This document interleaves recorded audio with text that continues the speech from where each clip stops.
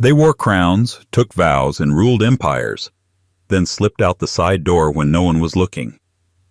Behind the royal portraits and polished speeches lies a truth far older than the throne itself. These rulers couldn't keep it zipped or zipped up in silence. From Tudor tempests to modern tabloid meltdowns, this is the side of royalty they hoped you'd forget. 33. Crown Cheaters. 100 Generations of Denial.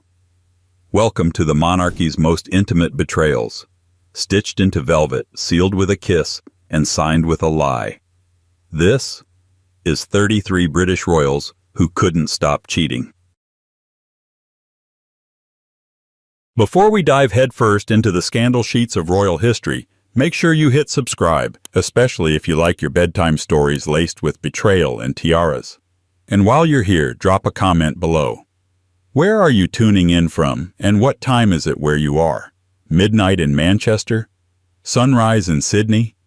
We want to know who's listening, and when the crown starts to slip. 1. King Henry VIII. It always starts with a vow, then a crown, then a quiet glance down a corridor that wasn't supposed to mean anything. And for Henry VIII, nothing meant anything, until it did, violently, politically, and with historical hangovers that never quite stopped echoing. He was 17 when he became king. By 18, married to Catherine of Aragon. By 19, probably already bored. But boredom, for Henry, was never passive. It was an act of royal aggression. His appetites didn't knock politely. They broke down doors, shifted alliances, and redrew maps. And yes, they created a small army of royal bastards along the way. Enter Mary Boleyn, sister to Anne, footnote to history, mistress to power. Whether she was seduced or offered up like a diplomatic trinket by her ambitious family, it didn't much matter. Henry took what he wanted, and then discarded just as easily. Mary faded, Anne rose, and Catherine, still queen, for now. Because Henry's love life wasn't just messy, it was statecraft with lace and lies. His affair with Elizabeth Bessie Blount was barely even disguised. She bore him a son, Henry Fitzroy, whom Henry acknowledged openly. That, in itself, was a scandal. But for Henry, it was also a kind of proof. A message to Catherine, to the court, to Rome. See? The problem isn't me. Of course, the real problem was that Catherine wasn't giving him a male heir, and he needed one. Or so he convinced himself, or so he convinced England. So began the great matter, a papal divorce masquerading as moral crisis. But peel back the layers, and it's about desire dressed up as doctrine. Henry wasn't just trying to remarry. He was trying to rewrite what a king could do. Adultery, after all, is easy. Replacing your wife with your mistress in full daylight with a crown and a coronation? That takes nerve, or madness, or both. Anne Boleyn wasn't just the other woman. She was the future queen. Henry's pursuit of her wasn't romantic. It was volcanic. He changed the country's religion to have her. And then, when she gave him a daughter instead of a son, the obsession soured. The affair turned marriage turned execution, and the wheel spun again. Jane Seymour, Anne of Cleves, Catherine Howard, Catherine Parr. Behind each of these wives were shadows, mistresses, ladies-in-waiting, soft-voiced promises behind velvet curtains. The rumors never stopped. Neither did Henry. Ironically, the man who shattered England's marriage laws in pursuit of personal pleasure died bloated, paranoid, and alone. His great sin? Not the affairs, not the executions, but the illusion that kingship gave him moral clarity, that God cared about his lusts as much as he did. What remains is a trail of bodies and broken dynasties. And yet, we teach it as romance, as drama, as history's steamy subplot. But let's not pretend Henry was alone in this. If anything, he set a precedent, not just for power-abusing love, but for love being rewritten by power. Because the next royal on this list didn't even bother pretending. He had mistresses by the dozen, and he called that Wednesday. 2. King Charles II. It's said that Charles II never took anything seriously, except pleasure. Born into a war, raised in exile, returned to a throne soaked in blood and contradiction, Charles didn't just inherit a crown. He inherited a kingdom that had executed his father and spent over a decade pretending it didn't need kings at all. So when he finally got the throne back, he didn't restore order. He restored chaos, this time with champagne. Officially, he was married to Catherine of Braganza, a Portuguese princess known for her devotion, dignity, and the endless series of miscarriages that haunted her reign. She brought him a sizable dowry and a strategic alliance. What she didn't bring, through no fault of her own, was a legitimate heir. But Charles didn't wait around to fill that void with grief. Instead, he filled it with mistresses, lovers, actresses, and accidental dynasties. He had more mistresses than political advisors, and arguably, they were more influential. There was Barbara Palmer, Lady Castlemaine, whose name became synonymous with scandal. She wasn't just a fling, she was a royal institution. She gave birth to 5 of his children and had her own apartments at Whitehall. Her husband was given a peerage, possibly to keep him quiet, possibly because everyone had stopped pretending it mattered. Then came Nell Gwynn, an actress, a wit, and possibly the only woman in court who ever made Charles laugh without consequence. She once quipped to a mob that she was the Protestant whore, a pointed jab at Charles's Catholic mistress Louise de Keroualle. In a court full of whispers, Nell spoke out loud, and the king adored her for it. It wasn't just 1 or 2 affairs, it was a rotation, a system, a kind of monarchy-sponsored romantic entropy. Charles sired at least a dozen illegitimate children, most of whom he acknowledged, titled, and enriched. One of them, the Duke of Monmouth, would later lead a failed rebellion against Charles's brother. Irony is hereditary, apparently. And yet, despite the open adultery, the scandals, the favoritism, the whispered court intrigues, Charles remained popular. Why? Because he didn't lie about it. In a nation exhausted by puritanical rule, civil war, and moral self-flagellation, Charles offered something radical: shamelessness. His court became a theater. The women were glamorous, the men were clever, the politics were lubricated with charm and corruption in equal measure. Charles once said, "I am the king, and I must be obeyed." But he said it with a grin, as if he knew it was mostly a joke. And yet, beneath the laughter, something darker pulsed. His infidelities weren't just personal, they were national. Every mistress came with patronage, rivalries, wars by proxy. The king's bed was a geopolitical arena, and his wife, Catherine, endured it all with a stoicism that no one remembers to admire. Charles II never fathered a legitimate heir. The throne passed to his brother, James, and then to chaos. But his legacy wasn't in policy or bloodlines, it was in setting the tone. That a king could be loved, not for virtue, but for entertaining the crowd while everything quietly unraveled behind the scenes. Because in Britain's royal playbook, adultery wasn't an aberration, it was a strategy. And the next royal on our list would take that strategy into overdrive, swapping public respectability for private indulgence, while the nation politely looked the other way. 2 kings down, 31 to go. If you're still here, you clearly like your history served with a side of scandal. So do us both a favor. Hit that subscribe button so you don't miss what's coming next. And while you're at it, tell us in the comments, where in the world are you listening from? And what time is it right now? Is it a guilty pleasure at 3 a.m. or a classy escape during your lunch break? We're watching royalty unravel, together. 3. King George IV, Prince Regent. If Henry VIII shattered the institution of marriage and Charles II danced through its ruins, George IV dragged it to the opera in full makeup, drowned it in debt, and made sure the scandal played in every tabloid window from London to Brighton. Before he was king, he was the Prince Regent. And before he was the Prince Regent, he was already a disaster. George was a man of many appetites: clothes, food, architecture, art, women, and the self-awareness of a dropped fork. He was charming when it suited him, vindictive when it didn't, and chronically unfaithful no matter who his current partner was. By the time he reached the altar, he had already broken nearly every vow he was about to make.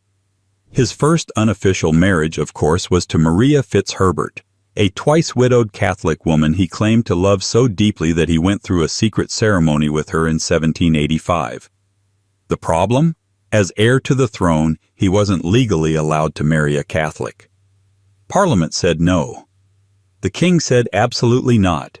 But George, being George, did it anyway, in private, in defiance, and in just enough secrecy to claim later that it didn't count. Romantic? Perhaps. Legally binding? Not a chance. Still, George would go on calling Maria his true wife for years. Except naturally when he wasn't. Because George didn't do fidelity. He did impressions of fidelity, followed by spectacular collapses into drunkenness, gambling, and predictable infatuations, with a rotating cast of aristocratic women who were all too aware of his reputation and somehow still intrigued. Then came his real marriage, engineered by Parliament, pressured by debt, and sealed with groans on both sides. Caroline of Brunswick was the chosen bride, a German princess described as high-spirited and slightly unfiltered. George met her once, declared her repulsive, and drank himself unconscious the night before the wedding. It was, by all accounts, a strong start. They had one child together, Princess Charlotte, and then parted ways with mutual disgust and a flurry of insults. George took up with Lady Jersey, his mistress of the hour, and Caroline was left to raise their daughter in a gilded exile. Both accused the other of infidelity, but only George had the power to bury Caroline under it. As Prince Regent and later as King, George IV elevated his mistresses as if they were official court appointments. Lady Conyngham was perhaps the most infamous, granted titles, gifts, influence, and naturally, taxpayer-funded luxuries. She was not known for discretion, which was fortunate since neither was he. It's hard to say if George believed in love. He certainly believed in ownership. He treated women like possessions and politics like theater, and his public image like a mirror he didn't want to clean. But his infidelities weren't shocking because they happened. They were shocking because he wanted everyone to know they happened. There was no attempt at subtlety. He wanted to be adored, pitied, envied, and forgiven, sometimes all in the same sentence. By the end of his life, George was grotesquely overweight, politically irrelevant, and utterly alone, surrounded by the debts of his extravagance and the ghosts of women he'd used and discarded. He died without a legitimate heir, without friends, and without much of a reputation to salvage. And yet, he had succeeded in redefining royalty again, not through honor, but through spectacle. He turned adultery into public performance. And the next monarch took that cue and did something equally brazen. He moved in with his mistress and made no apology for it. 4. King William IV, the Sailor King.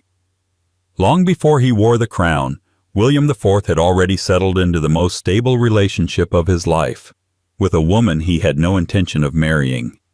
Dorothea Jordan was an actress, a comedienne, a single mother, and, most dangerously to the British establishment, a woman he genuinely seemed to like.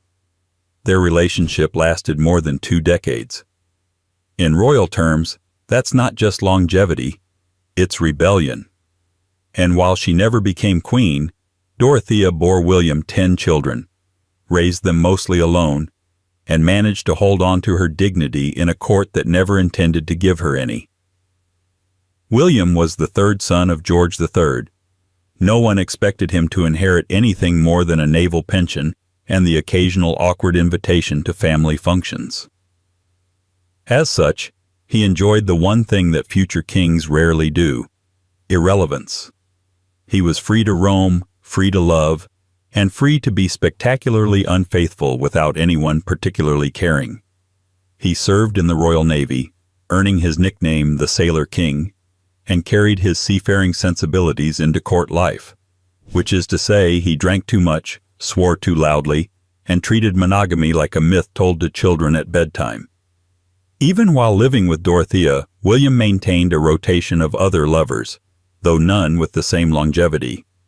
It was an arrangement as practical as it was cynical. Dorothea loved him, managed his household, raised his children, and quietly tolerated his wandering eye, because, in the world she inhabited, love was often the luxury of those who could afford to leave. Eventually, however, the social pressures became too loud. William, nudged by court advisors, financial concerns, and a growing need to appear respectable, left Dorothea and married Princess Adelaide of Saxe-Meiningen. It was a political match, a dutiful match, and by all accounts, a surprisingly gentle one. Adelaide was kind, devout, and endlessly patient. She suffered multiple stillbirths and miscarriages, grieved quietly, and remained publicly loyal to a man whose affections were scattered across decades of mistresses and half-acknowledged children. When William became king in 1830, he was already in his 60s. By then, the monarchy was evolving, the press was sharpening, and the public had grown less tolerant of overt scandal. So William, in his late years, attempted something resembling discretion. But old habits die slowly, especially in palaces. His 10 children with Dorothea Jordan, given the surname Fitzclarence, were never recognized as legitimate, but were given titles, land, and marriages to smooth over the royal discomfort. It was the monarchy's signature move: public denial, private compensation. William IV reigned for only 7 years. He died childless in the legal sense, despite having produced a small army of descendants. And while history remembers him as an unremarkable monarch, it quietly skips past the fact that for most of his life, he lived in open defiance of the institution he would one day lead. He didn't just cheat. He structured his life around the ability to cheat safely, with plausible deniability and enough charm to keep the worst judgments at bay. Still, compared to what came next, William's dalliances look almost quaint. Because the next king didn't just cheat, he made it fashionable. He turned infidelity into a royal industry. And unlike William, he didn't care who got hurt, as long as the wine was cold and the bed was warm. 5. King Edward VII, Albert Edward. If Victorian Britain was all tight corsets and moral restraint, then Edward VII was the unbuttoned collar at the end of the night. Before he ever wore the crown, he'd already built a reputation as the least discreet prince in Europe, a man who never met a vice he didn't try twice, and never stayed loyal to anything except his next affair. He was the eldest son of Queen Victoria and Prince Albert, and from the very beginning, he was a disappointment to both. His father wanted discipline. His mother wanted duty. What Edward wanted was, well, everything else. He drank too much, gambled too often, and had a weakness for women that eventually hardened into a defining personality trait. While Victoria mourned Albert's death in perpetual widowhood, Edward was cultivating his own brand of royal rebellion: affairs, society scandals, and whispered names at every dinner table from Paris to London. It started early. The most infamous of his youthful indiscretions was with an actress named Nellie Clifton. The affair itself wasn't unusual. It was the fallout that changed everything. Prince Albert died shortly after confronting Edward about it, and though there's no evidence the two events were directly connected, Queen Victoria believed the scandal had hastened her husband's death. She never forgave her son. From that moment on, Edward was kept at arm's length. She froze him out of politics, out of governance, and even out of the family image. But while Victoria tried to preserve the moral facade of the monarchy, Edward built an entirely separate court. one of mistresses, racehorses, cigars, and private dining rooms at the most exclusive establishments in Europe. Once married to Princess Alexandra of Denmark, Edward didn't pause. He pivoted. Alexandra was elegant, gracious, and deeply admired by the public. She endured her husband's behavior with a mix of stoicism and silence, focusing on their children while the press tiptoed around the ever-expanding list of his romantic entanglements. There was Lily Langtry, the actress whose charm made her a society icon. There was Daisy Greville, Countess of Warwick, whose politics leaned to the left, but whose affections leaned toward the prince. There was Alice Keppel, perhaps the most enduring of all his mistresses, who remained in his life for decades, and whose great-granddaughter, in one of history's more ironic twists, is now married to Edward's great-great-grandson. By the time he became king in 1901, Edward VII had already been cheating on his wife for nearly 40 years. His coronation wasn't a fresh start.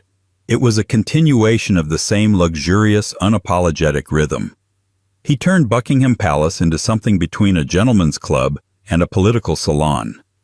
Foreign diplomats quickly learned that if you wanted influence, it helped to be seated near the right mistress. And yet, for all the scandal, Edward was oddly popular. He was seen as approachable, even modern. His infidelity was no secret, but it was wrapped in charm, laughter, and the veneer of cosmopolitan excess. In an era that was changing fast, he seemed like a necessary release valve, a reminder that power could still come with a velvet glove, even if it was hiding a very messy hand. Still, beneath the cigars and silk sheets, the damage lingered. His private life shaped policy, undermined trust, and left his family with more than just broken marriages. They inherited a dynasty trained to smile through betrayal. And speaking of betrayal, our next monarch locked up his own wife while keeping lovers in both Hanover and London. Because for some kings, cheating wasn't a scandal. It was strategy. 6. King George III. King George. I didn't speak much English, but the language of betrayal? Fluent. By the time he inherited the British throne in 1714, he'd already perfected the art of compartmentalized loyalty. One household for duty, one for pleasure, and somewhere in between, a prison cell for his wife. Before he was King of Great Britain, George was Elector of Hanover, a small German state where royalty operated like a highly dysfunctional private club. His marriage to Sophia Dorothea of Celle was arranged like most royal unions, politically sound, personally disastrous. They had 2 children, including the future George II, but whatever affection may have existed between them was quickly buried under suspicion, neglect, and competing affairs. George had mistresses almost immediately. He treated them with a strange combination of cold formality and quiet generosity. His longest relationship was with Melusine von der Schulenburg, a noblewoman who became something like a semi-official consort. She bore him several children, none recognized officially, but all taken care of behind palace doors. Melusine followed him to Britain and was even made Duchess of Kendal, because when you're a king with 2 households, the titles become consolation prizes. His treatment of his wife, however, was less generous. When Sophia Dorothea attempted to leave him, reportedly to run off with a Swedish count she may or may not have loved, George responded not with a divorce but with imprisonment. He accused her of desertion and locked her away in the castle of Alden, where she remained for over 3 decades until her death. He never saw her again. He never allowed their children to visit her. He simply removed her from the narrative, as if love, betrayal, and consequence could be erased with the right castle moat. When George became King of Great Britain, he arrived as an outsider, foreign in language, culture, and temperament. The British court was skeptical. The people were distant, but George didn't bother to charm them. He brought his mistresses with him, openly installed them in the royal household, and conducted affairs as if they were matters of state. Melusine wasn't just a mistress, she was treated as a shadow queen. Rumors swirled that she was selling influence, brokered by her relationship with the king. Some even believed she secretly married George. Others thought she held the real power behind the throne. Either way, she lived in privilege while Sophia Dorothea languished in silence. George I's reign wasn't marked by drama in the traditional sense. He avoided public scandal by keeping everything personal tucked away behind stone walls or across the channel. But his legacy is a masterclass in emotional abdication. He didn't just cheat. He rewrote his marriage by exiling the person who could contradict the story. And yet, for all his coldness, George's model proved effective. Infidelity, managed correctly, could be invisible. Royal mistresses could be elevated, wives erased, and history edited without apology. But the next king wouldn't be so discreet. In fact, he blurred the line between loyalty and obsession so thoroughly that even his closest relationships left historians asking, what exactly was going on here? 7. King James I, 6th of Scotland. James I, also known as James VI of Scotland, had a mind sharpened by scholarship and a tongue sharpened by politics.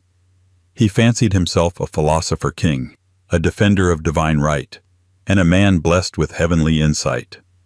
But when it came to matters of the heart, or at least courtly affection, James displayed a preference that still leaves historians blinking at the footnotes. Officially, James was married to Anne of Denmark. They had 7 children, though only 3 survived infancy. Their union was dutiful, occasionally warm, and frequently strained. Anne was politically ambitious and culturally savvy. James, meanwhile, was often distant, intellectually distracted, and emotionally tangled up with other companions.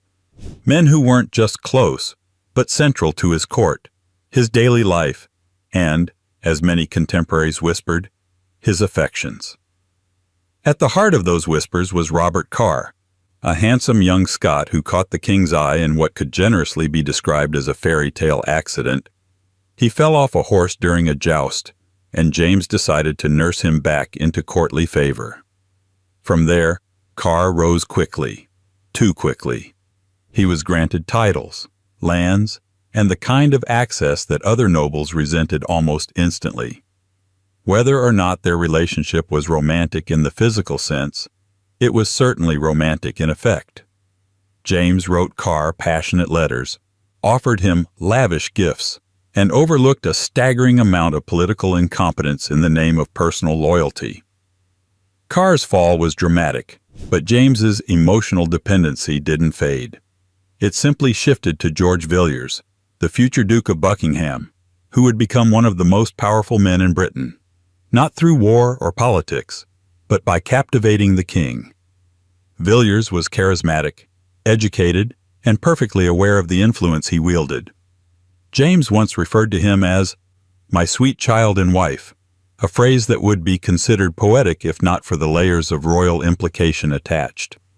Their correspondence is filled with affectionate language, intimate phrases, and declarations that veer into territory few kings ever dared to write down. Courtiers noticed. Parliament grumbled. Foreign ambassadors sent back coded dispatches. The king was besotted, and the court knew it. Still, James insisted on his own righteousness. He condemned immorality from the pulpit while keeping his favorites closer than any of his ministers. His wife, Anne, responded with distance. They lived mostly apart in later years, separated by more than just geography. She built her own court, cultivated her own power, and left James to his affections. To be clear, the truth of these relationships, what was felt, what was done, remains open to interpretation. But the power dynamics were unmistakable. James I blurred the lines between love, loyalty, and monarchy, using courtly favoritism as both shield and sword. His infidelities, emotional or otherwise, weren't hidden. They were structural. And while some kings tried to deny their impulses, James made his part of the architecture. His personal life became public policy, and the throne itself bent to accommodate his affections. But where James ruled through closeness, the next monarch ruled through silence, surrounded by loyalty, crowned by conflict, and still somehow rumored to have secrets of his own. Because when your name is Charles, and your father was executed for love and politics, the last thing anyone expects is fidelity. 8. King Charles I. King Charles I is often remembered for the way he died, publicly, ceremonially, and with unnerving calm. But how he lived is where the real contradictions begin. He was the son of James I, a man entangled in emotional favoritism and courtly infatuations. Charles, in contrast, carried himself with a cool, calculated formality. Reserved, devout, and deeply committed to the image of a virtuous king, he projected an aura of moral clarity. And yet, even kings who worship virtue occasionally take detours through the shadows. Charles married Henrietta Maria of France, a Catholic princess whose presence in Protestant England stirred immediate unease. She was young, spirited, and politically astute, qualities that both intrigued and infuriated her husband's court. Their early years together were rocky. Arguments, cultural clashes, royal temperaments meeting at cross purposes. But over time, they grew close, perhaps too close, depending on who you asked. Charles trusted her counsel, elevated her status, and refused to let Parliament interfere in their private or public life. It was love, or something that looked enough like it to make everyone else uncomfortable. So, where do the rumors of infidelity come in? They hover, as they often do with monarchs, in the spaces history leaves blank. During the early years of his marriage, particularly before the political tensions escalated into full-blown civil war, there were murmurs, discreet glances exchanged at court, a favored lady-in-waiting receiving a suspicious number of privileges, whispers that Charles's piety might not have extended all the way behind closed doors. But no names ever stuck, and Charles himself cultivated a reputation for uprightness, almost as if to erase the shadow of his father's more infamous emotional entanglements. Still, rumors have weight in royal circles. They linger whether proven or not.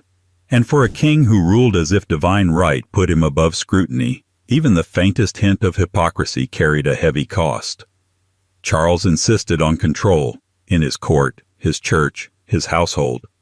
Yet control doesn't always translate to fidelity.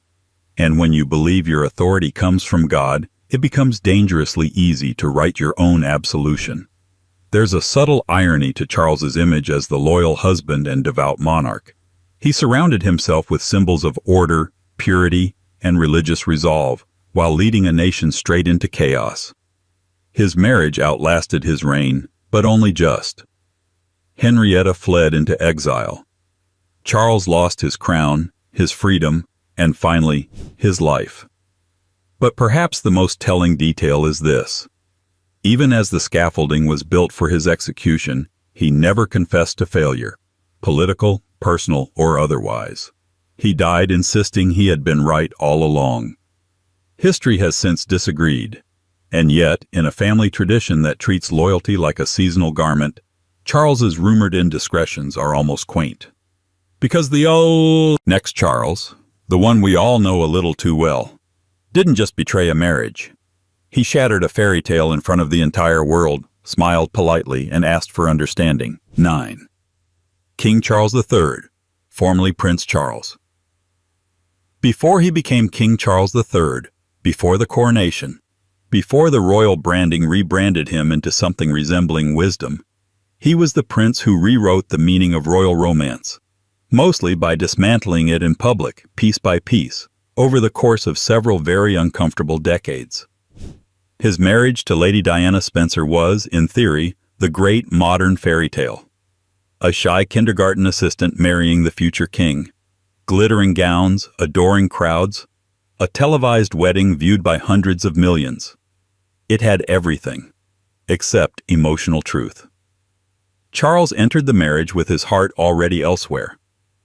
Elsewhere being Camilla Parker Bowles, a woman he'd loved for years before Diana entered the picture.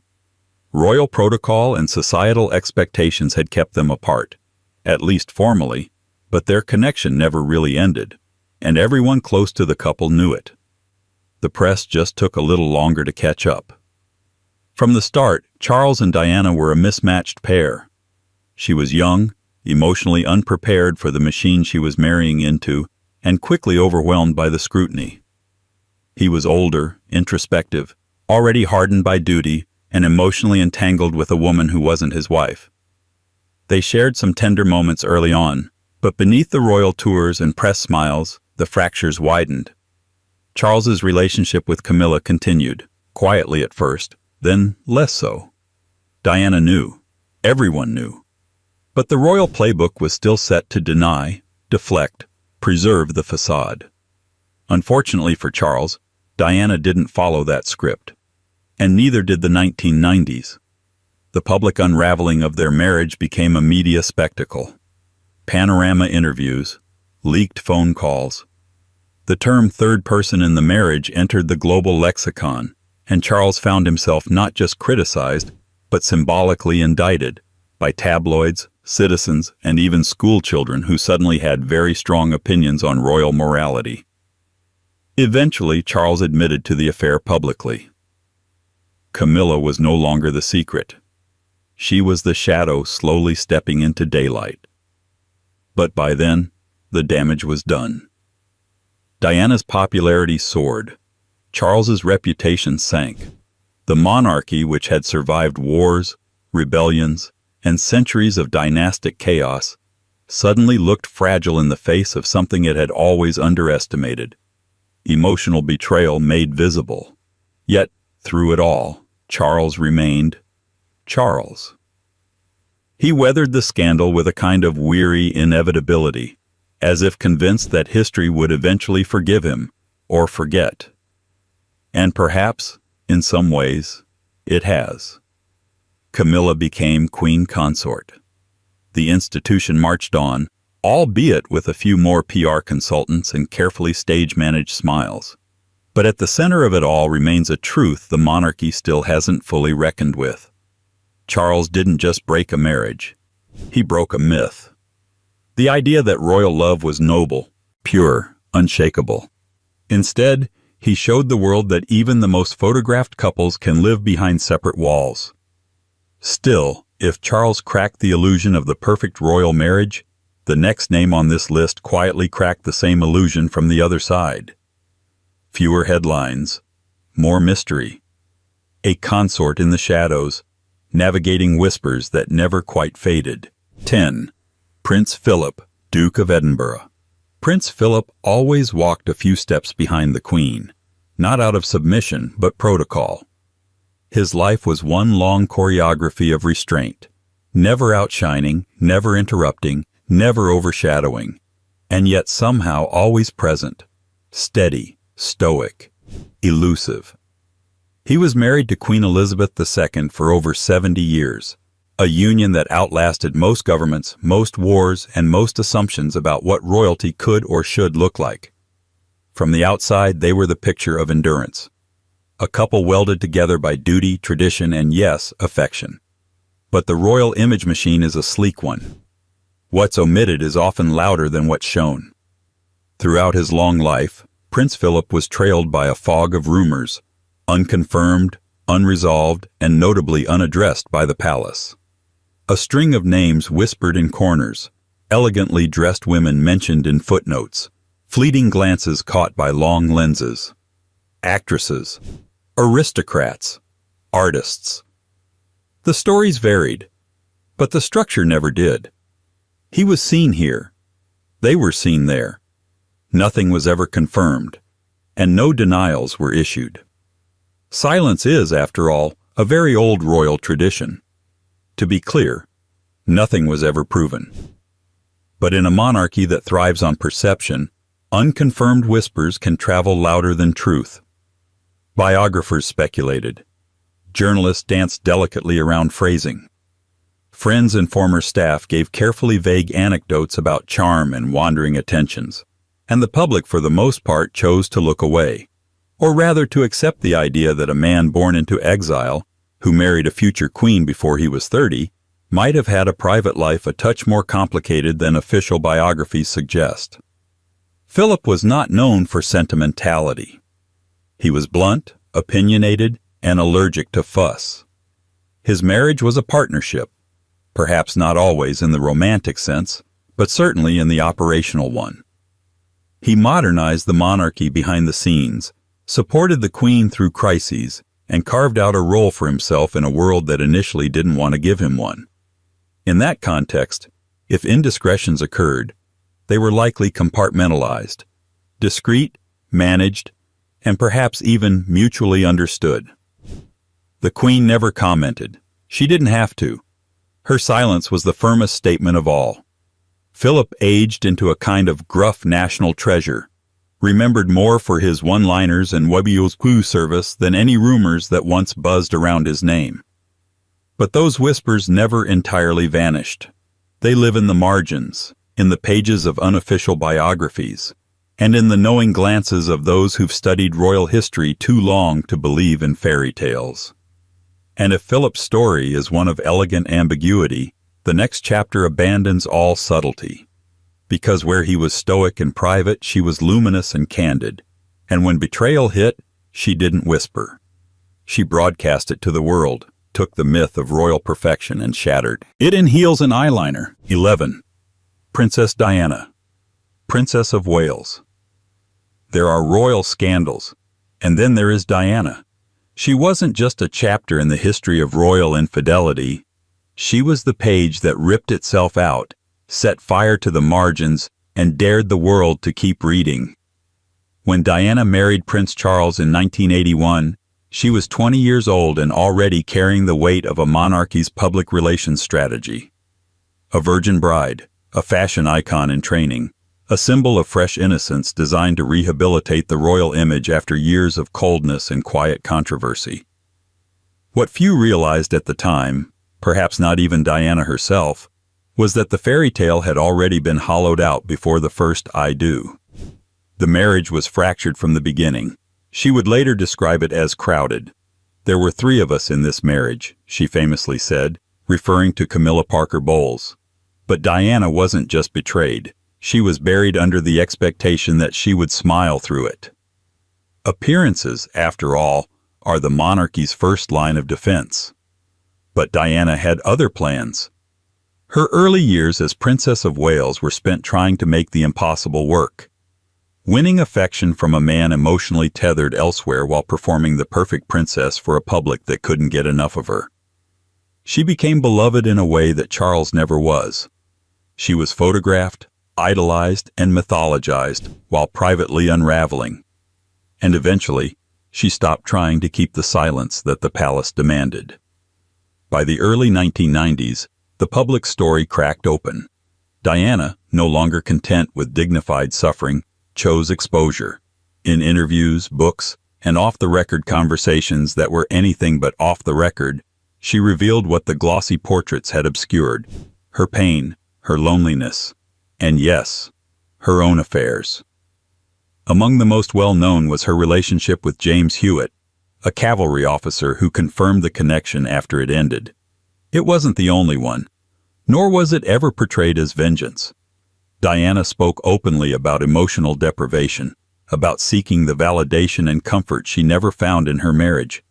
For once, a royal wasn't pretending. She was bleeding in real time. Critics called it oversharing. Supporters called it courage. The palace called it a problem. Diana's confessions weren't just tabloid fodder, they were a cultural shift. She turned the monarchy from a distant institution into a human soap opera, forcing the world to confront the psychological toll of living in a cage made of diamonds. And while the establishment reeled, the public didn't turn away. They leaned in. Her death in 1997 only intensified the myth. But long before she became an icon of tragic grace, Diana was already dismantling the fantasy, showing the world that infidelity at this level wasn't just betrayal. It was protocol dressed as love, duty masking control, and silence weaponized as a crown. And if Diana's truth hit like a thunderclap, the next royal in line came armed with a cigarette, a cocktail, and a smile that said, monogamy was never in the job description. 12. Princess Margaret, Princess Margaret didn't just live in her sister's shadow. She threw her own shade. If Elizabeth was the face of reserve, discipline, and quiet endurance, Margaret was the smirk in the corner, sipping something expensive and eyeing the exit. She was royalty with a cigarette holder, scandal wrapped in velvet, and the kind of beauty that photographers fought over and palace aides whispered about. Her early heartbreak, being denied marriage to Group Captain Peter Townsend because he was divorced, set the tone for a life lived just outside the palace's rules. Margaret had been ready to give up her title for him.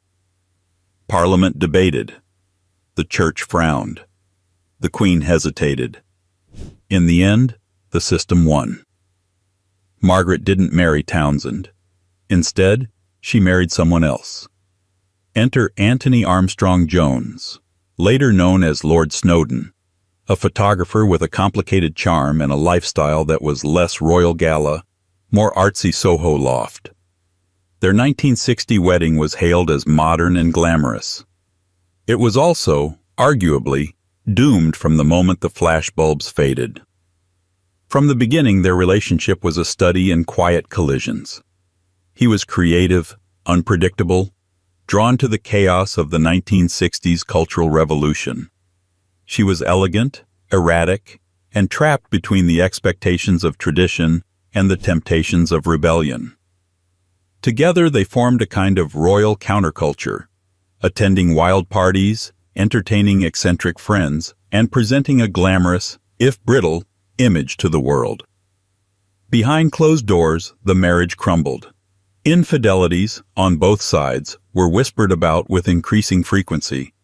Snowdon reportedly had affairs throughout the relationship, and by the mid-1970s, Margaret had taken a much-publicized companion of her own, Roddy Llewellyn, a landscape gardener 17 years her junior. Their affair, played out in tabloids and telephoto lenses, sparked outrage, not just for the relationship itself, but for what it symbolized, a royal woman refusing to be discreet. The scandal wasn't just about Roddy. It was about Margaret's refusal to perform remorse. She didn't hide. She didn't apologize. She sunbathed with him in the Caribbean while the press feasted. And when her marriage officially ended in 1978, the first royal divorce in Britain since Henry VIII, Margaret didn't fade into quiet retirement. She leaned into her role as the monarchy's resident rebel. Was Margaret unfaithful? Undoubtedly. But in a family where male infidelity was shrugged off or spun into courtly intrigue, her behavior was treated like a national crisis. A woman who refused to quietly suffer. A royal who broke not just vows, but the illusion of feminine restraint. She didn't just cheat.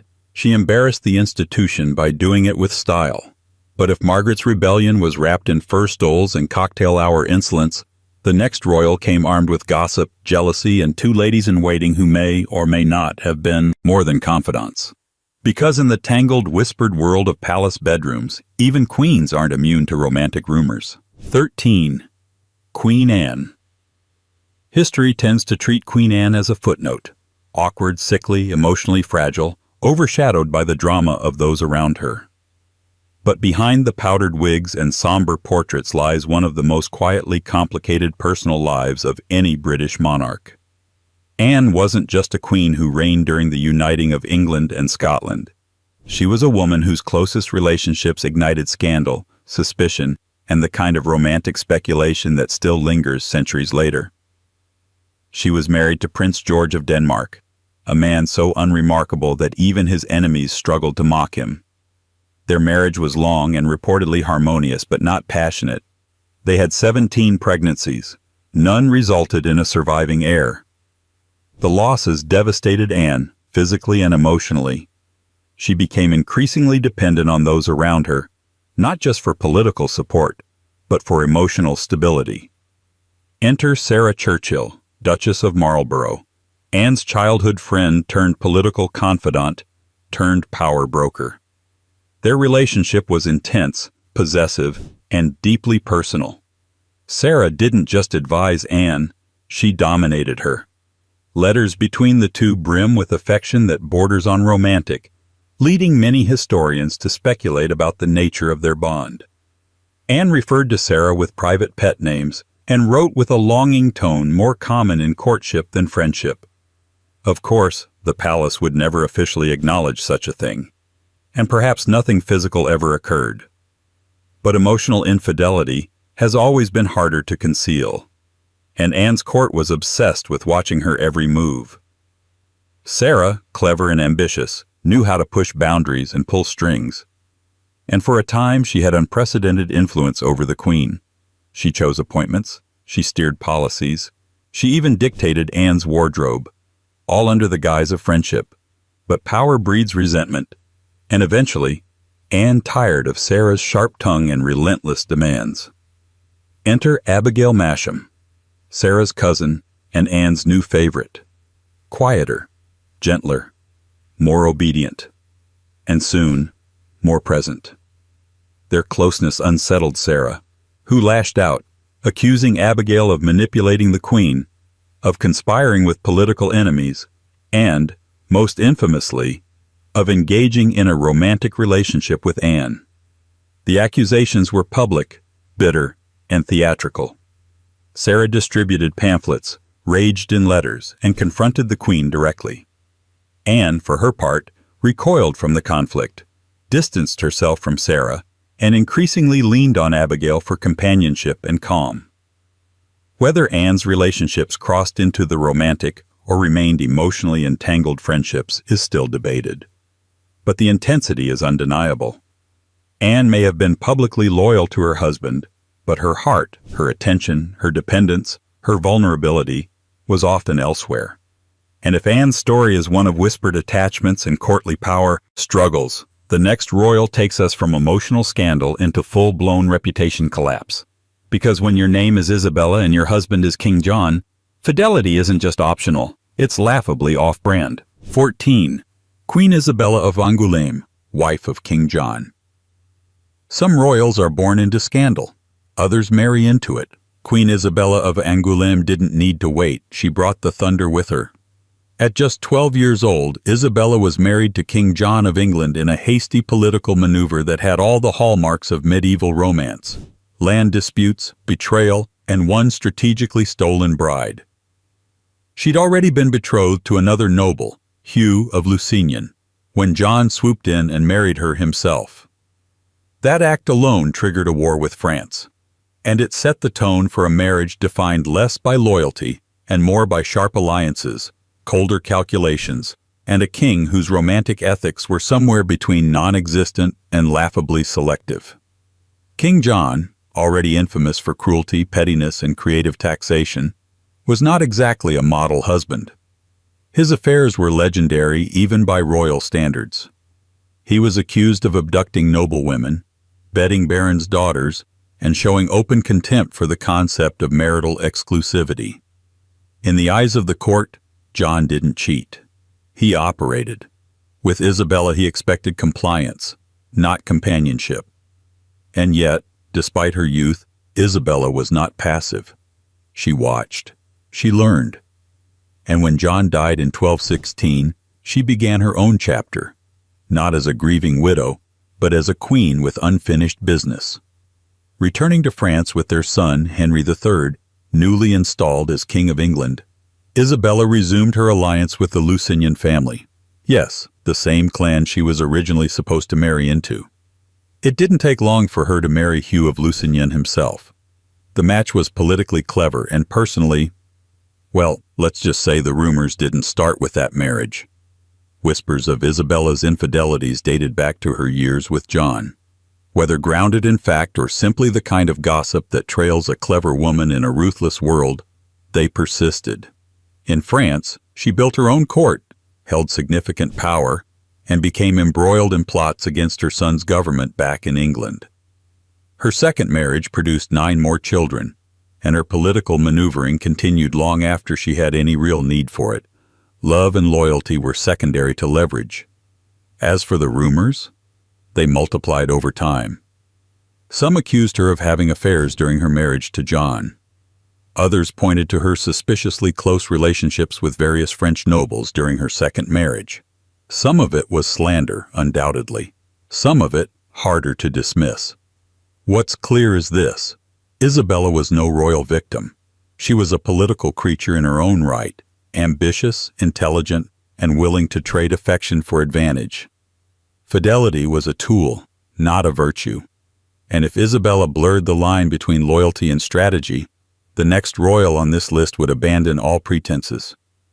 Because her marriage was a catastrophe on wheels, and her lovers weren't just alleged, they were dragged into court with receipts and accusations sharp enough to rattle a monarchy already unraveling. 15. Queen Caroline of Brunswick. There are scandalous queens, and then there's Queen Caroline, the walking disaster clause of George IV's reign. If royal marriages are usually frosty arrangements maintained for the sake of appearances, Caroline's was a full-blown meltdown from the very first meeting. It was less a union than a collision. Two people fundamentally mismatched, politically inconvenient, and united only by mutual disgust. When Caroline of Brunswick arrived in England in 1795 to marry George, Prince of Wales, later George IV, the tension was instant. George took one look at her, turned to a confidant, and said she was not quite what he expected. Within days he was drunk at the altar, and by the end of their wedding night, he'd reportedly fled to sleep in a separate room. The two had one child, Princess Charlotte, and then essentially went their separate ways, tied together by legal obligation and deep, undiluted contempt. George returned to his numerous mistresses, Lady Jersey, Lady Conyngham, and several more depending on the decade, while Caroline, now in exile from court, began crafting a reputation of her own. She was loud, eccentric, and defiantly unconventional. Where George was polished and controlled, at least in public, Caroline leaned into chaos. Her fashion was questionable. Her hygiene was mocked. Her companions raised eyebrows. And it didn't take long before rumors started following her everywhere she went. Caroline traveled across Europe, often without much supervision, something that alone would have raised suspicion in royal circles.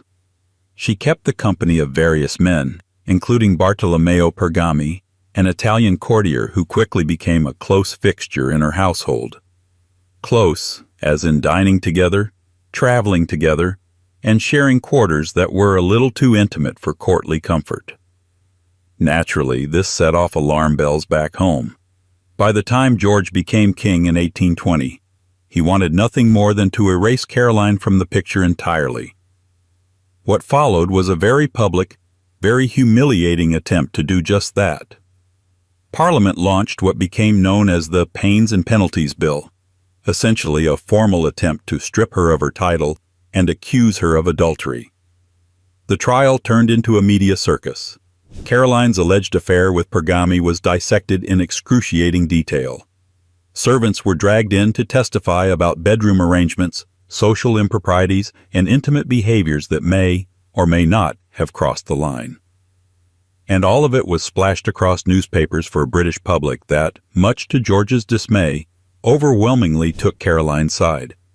She became a symbol of resistance, a wronged woman standing up to a bloated, hypocritical monarchy. Never mind that the truth of her affairs was murky at best.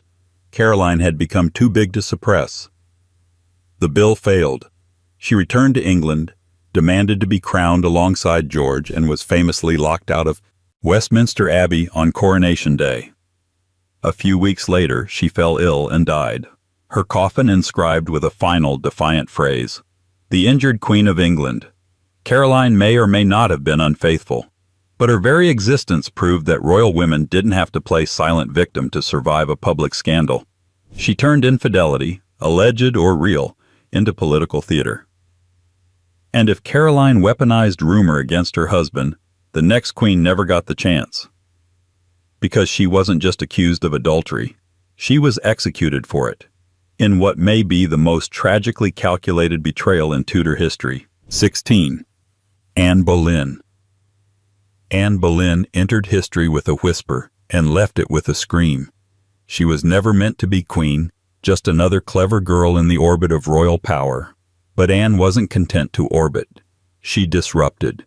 She captivated. And in the end, she paid the price for being exactly what the system wasn't built to contain: a woman with her own mind, her own ambition, and absolutely no intention of staying quiet. By the time she caught the eye of King Henry VIII, he was already married, unhappily, to Catherine of Aragon. Anne's sister, Mary Boleyn, had already been one of Henry's mistresses. But Anne refused to be another name on that list. She held out, demanded more, and reshaped the entire kingdom in the process. What followed was nothing short of constitutional chaos. Henry sought an annulment from Catherine. The Pope refused. Henry broke from Rome, created the Church of England, and named himself supreme head, all because he wanted to marry Anne. This wasn't just a romantic pursuit. It was obsession, manifesting as religious reformation and political upheaval. And when Anne finally became queen in 1533, the stakes were already impossibly high. But the crown sat uneasily on her head. Her marriage to Henry began to crumble almost immediately, especially after she failed to produce a male heir. Their daughter Elizabeth, yes, that Elizabeth, was no consolation for a king who believed a son was the only safeguard to his legacy. The charm that had once enchanted Henry now irritated him. Anne was sharp, outspoken, and unapologetically political. She made enemies quickly and often. Courtiers whispered. Foreign diplomats took notes. And Henry, ever impatient, began to drift toward Jane Seymour, Anne's lady-in-waiting and eventual replacement. Then came the accusations. In 1536, Anne was arrested on charges of adultery, incest, and treason. Her alleged lovers included several courtiers, and even her own brother, George Boleyn. The evidence was weak, the testimonies suspect, and the timing suspiciously convenient. Most historians agree that the charges were fabricated, a legal smokescreen designed to dispose of an inconvenient queen without the political mess of another divorce. Anne was tried by her peers, men who had every reason to fear or loathe her, and found guilty. She was executed at the Tower of London, buried in an unmarked grave, and branded for centuries as both a seductress and a traitor. But here's the rub. The adultery that condemned her likely never happened. Anne's real offense wasn't infidelity. It was being impossible to control. She rose too quickly, wielded too much influence, and refused to play the part of a silent, grateful consort. Her power made her dangerous. Her downfall made her useful. And yet, for all the tragedy of her death, Anne Boleyn didn't vanish. Her daughter became one of England's greatest monarchs. Her story became a cautionary tale wrapped in legend, and her name still echoes through history like a warning bell. Because if Anne was punished for adultery, she probably didn't commit. The next queen on our list didn't just cross that line. She obliterated it, in full view of the court, with a reckless passion that would make even Henry VIII pause. 17. Catherine Howard. If Anne Boleyn's rise to the throne was calculated and sharp-edged, Catherine Howard's was almost painfully naive. She didn't seduce the crown so much as stumble into it. Just a teenager when she caught the eye of an aging Henry VIII, Catherine was plucked from the household of Anne of Cleves, Henry's fourth wife, and swiftly transformed from lady-in-waiting to Queen of England. The elevation was dizzying, the fall catastrophic. She was Henry's fifth wife, and by then the king was a shadow of the man he once was. Bloated, moody, and perpetually in pain, he clung to Catherine's youth like a lifeline. She was vivacious, flirtatious, and full of the lightness that had long since drained from his court. For a moment, it looked like she might bring joy back to a man who had lost his charm and most of his patience. But Catherine carried more than charm. She carried secrets. Before marrying the king, she had lived in the household of her step-grandmother, the Dowager Duchess of Norfolk, a chaotic environment where supervision was minimal and indiscretions were common. There, Catherine had engaged in what her enemies would later call unmaidenly behavior with men like Francis Derham, a former music tutor who fancied himself her fiancé. Whether it was young love, coercion, or something in between, the details would soon become royal ammunition. Still, none of this stopped her from becoming queen. Henry either didn't know or chose not to ask. He saw only what he wanted, a beautiful girl who called him her rose without a thorn. But Catherine's life at court was more than uncomfortable flattery and awkward age gaps. It was suffocating. Her movements were monitored, her letters screened. Her past began to circle back with the arrival of familiar faces, including Derham, whom she foolishly hired into her household. And then came Thomas Culpeper, a gentleman of the King's Chamber and a man Catherine reportedly met with in secret. The nature of their meetings remains debated. Were they romantic, political, desperate? Whatever they were, they became the final nail in her already fragile position. In 1541, a letter surfaced. Accusations followed. Interrogations. Torture. Testimonies extracted under pressure. Henry, initially devastated, soon turned vengeful. Catherine was arrested, stripped of her title, and locked away. Derham was executed first, then Culpeper. Catherine followed soon after. She was barely 19 when she was beheaded at the Tower of London. Her alleged crime? Adultery. But beneath the charges lay something more insidious. The court's hunger to devour its own, to punish a girl who had no real power, no defenders, and no margin for error. Catherine Howard didn't manipulate her way to the top. She was handed a crown and expected to survive a game she never fully understood. In another world, she might have been a footnote. Instead, she became a lesson. A lesson that being queen offered no immunity. And if Catherine's mistake was trusting the wrong men, the next monarch on our list made a career out of trust without vows, ruling alone, unmarried, but still managing to entangle herself in love stories that blurred every line between sovereignty and scandal. 18. Queen Elizabeth. She was the Virgin Queen, Gloriana, the woman who declared herself married to England and wore power like armor. But Elizabeth I, despite her carefully cultivated image of emotional detachment and sovereign independence, was not free from entanglements.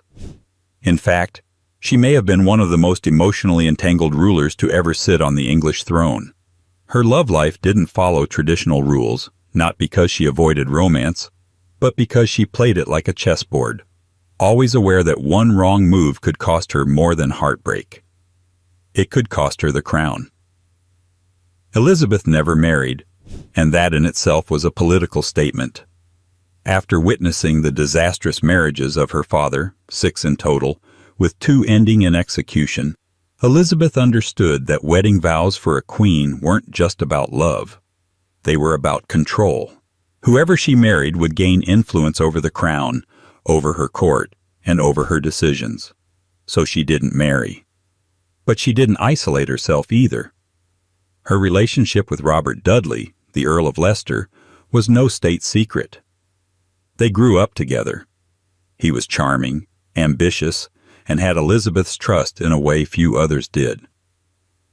When his wife, Amy Robsart, died under mysterious circumstances, found with a broken neck at the bottom of a staircase, rumors exploded.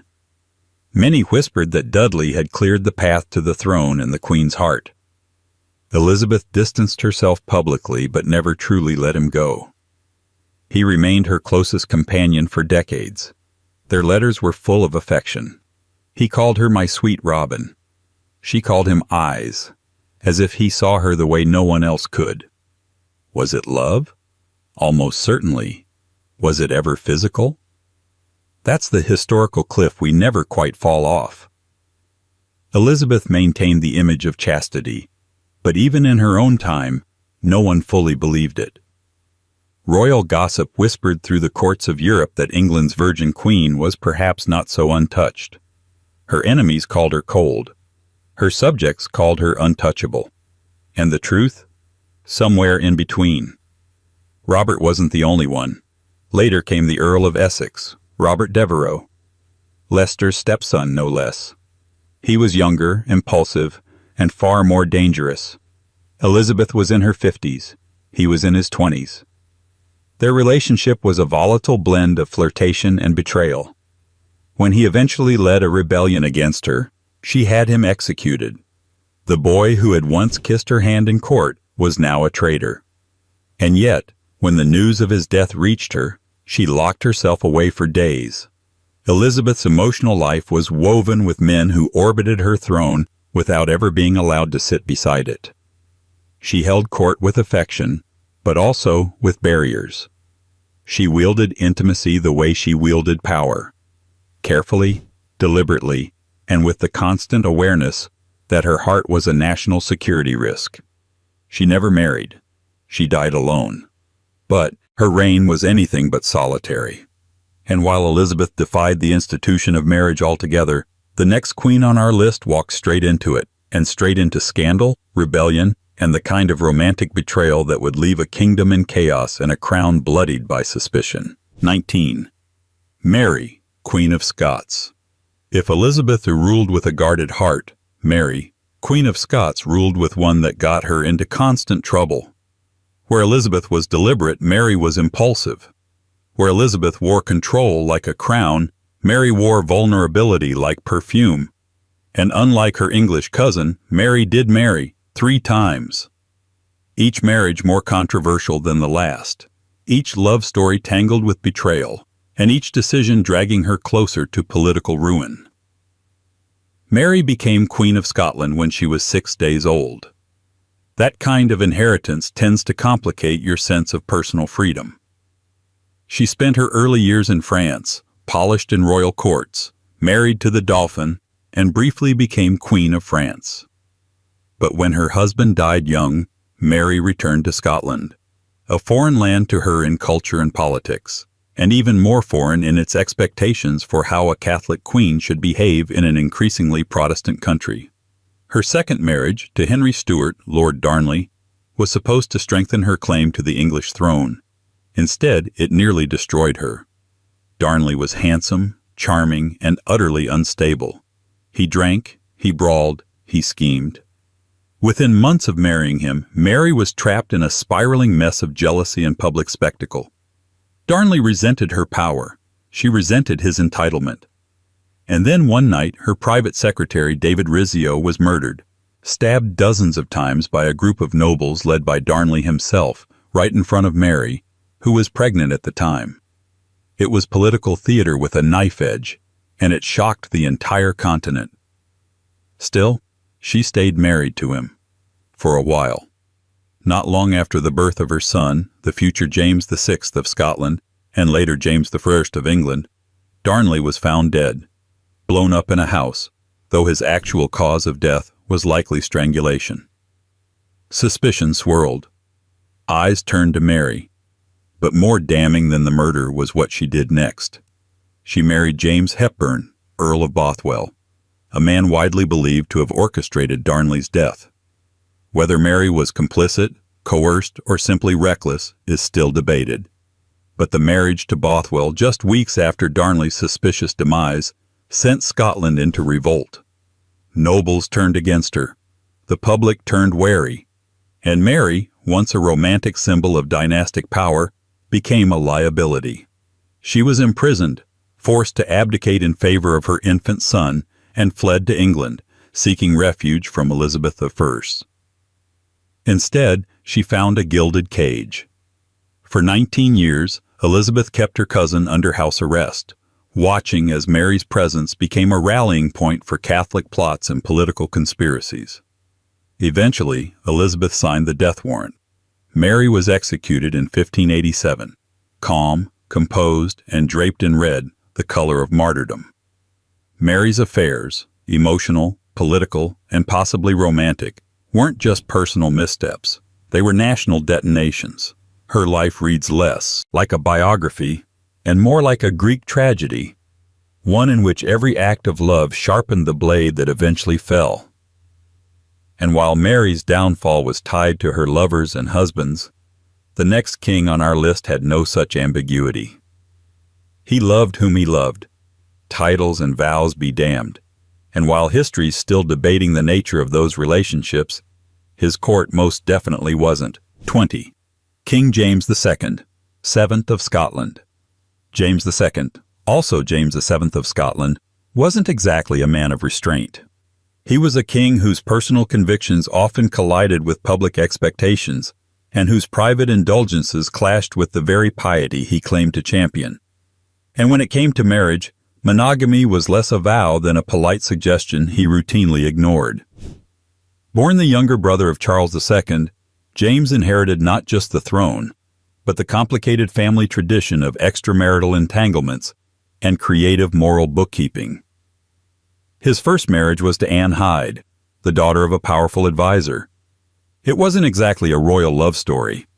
Anne was already pregnant when the marriage was arranged, and while their union was legitimized by the court, their relationship was rarely described in romantic terms. Still, they had 8 children together, though only 2 daughters survived, Mary and Anne, both future queens. But even while Anne Hyde was alive, James pursued mistresses with enthusiasm and minimal discretion. One of his most well-known was Arabella Churchill, sister of the future Duke of Marlborough. Arabella was not a court beauty in the traditional sense, and James's contemporaries were quick to mock his taste. But she held his attention for years and bore him 4 children, including James Fitzjames, later the Duke of Berwick. James openly acknowledged these illegitimate children, giving them titles and status, as if fidelity could be excused by a knighthood and a generous estate. After Anne Hyde's death, James married again, this time to Mary of Modena, a 15-year-old Italian princess chosen more for her Catholic faith than her personal charms. The marriage was politically explosive. England was already suspicious of James's Catholic leanings, and marrying a young foreign Catholic woman didn't help. Mary, for her part, did her duty. She gave birth to several children and remained a devout and loyal consort. But James didn't change. He continued to keep mistresses even after his second marriage, though more discreetly due to the rising political tension. His public image as a Catholic monarch in a Protestant country forced him to adopt a certain level of performative morality. Privately, he still operated like the younger brother of Charles II, less charming, more rigid, but just as willing to stray. His reign didn't last long. In 1688, the birth of a Catholic male heir triggered national panic, and James was deposed in the Glorious Revolution. He fled to France, where he lived in exile with Mary of Modena and their children, trying and failing to reclaim his throne. James's affairs never caused quite the scandal of his brothers, but they were no less central to how he wielded power. He treated his lovers as political tools, his illegitimate children as pawns in dynastic games, and his marriages as duties to be performed, not relationships to be honored. For James, infidelity was not a weakness, it was entitlement, inherited and enforced by the crown. But if James played the part of the brooding, faith-obsessed royal who strayed in secret, the next king didn't bother with secrecy. He took mistresses the way most men took advisors, and left a legacy built less on law and more on libido. 21. King James V of Scotland. If James II's infidelities were measured, half hidden behind a curtain of royal obligation and religious rigidity, his grandson, James V of Scotland, approached affairs of the heart and of the flesh with none of the hesitation and twice the flair. James V didn't just take mistresses, he raised them to an art form. Lovers, companions, occasional enemies, they wove through his reign like a second court, one that operated by rules entirely his own. Born in 1512, James V inherited the throne of Scotland as a toddler after his father, James IV, died at the Battle of Flodden. His early reign was guided by regents, power struggles, and the usual cocktail of noble squabbling and foreign intrigue. But by the time he reached adulthood, James was already displaying the characteristics that would define both his rule and his reputation: charm, cunning, vanity, and a near-pathological enthusiasm for women. Unlike some monarchs who juggled affairs alongside long-term partners, James seemed to make no such distinction.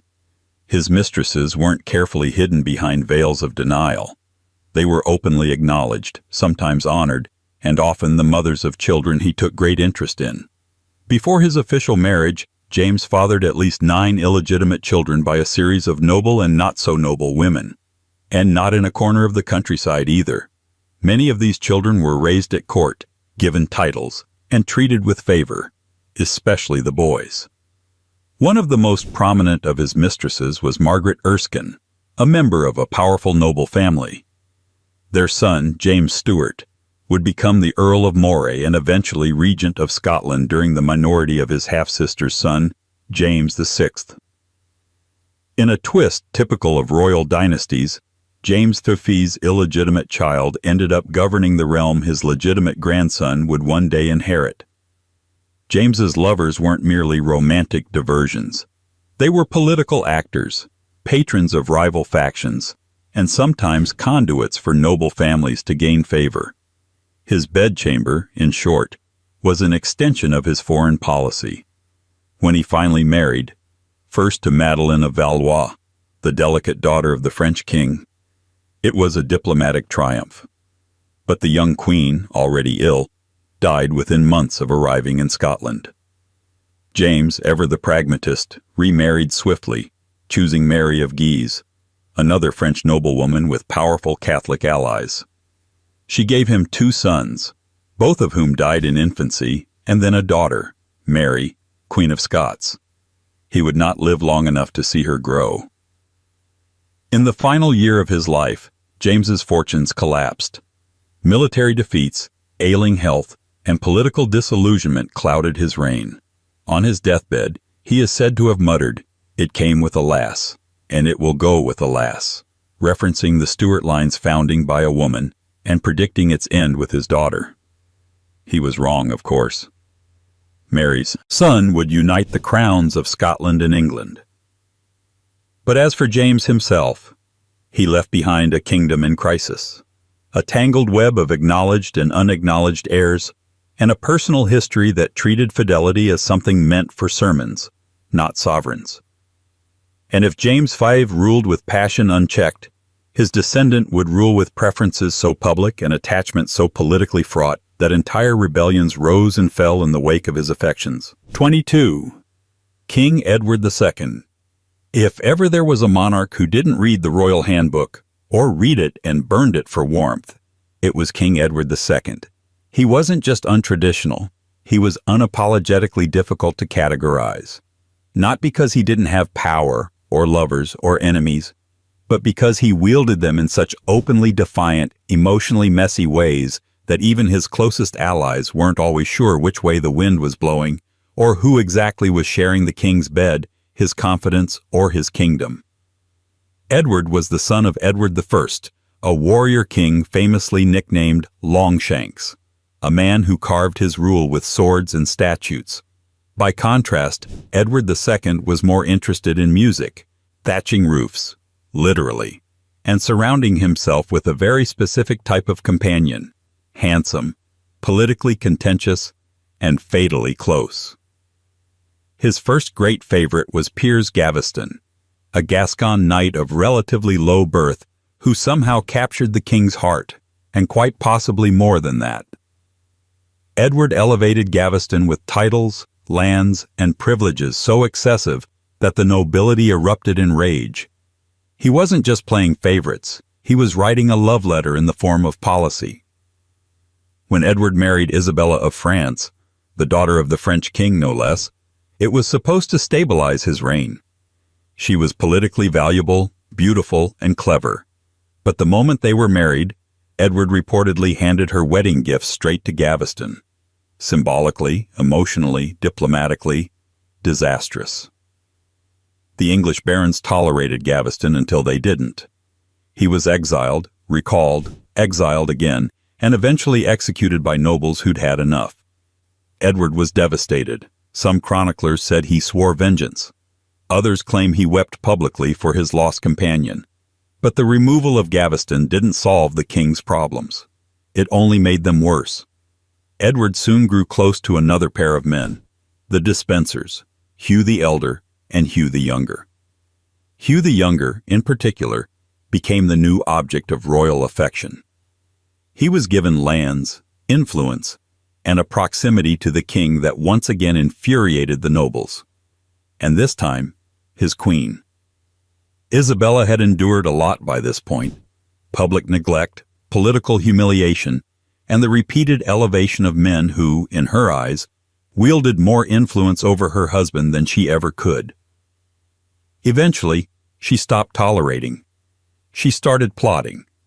In a move that stunned the realm, Isabella allied herself with Roger Mortimer, her own companion, possibly a romantic one, certainly a political one.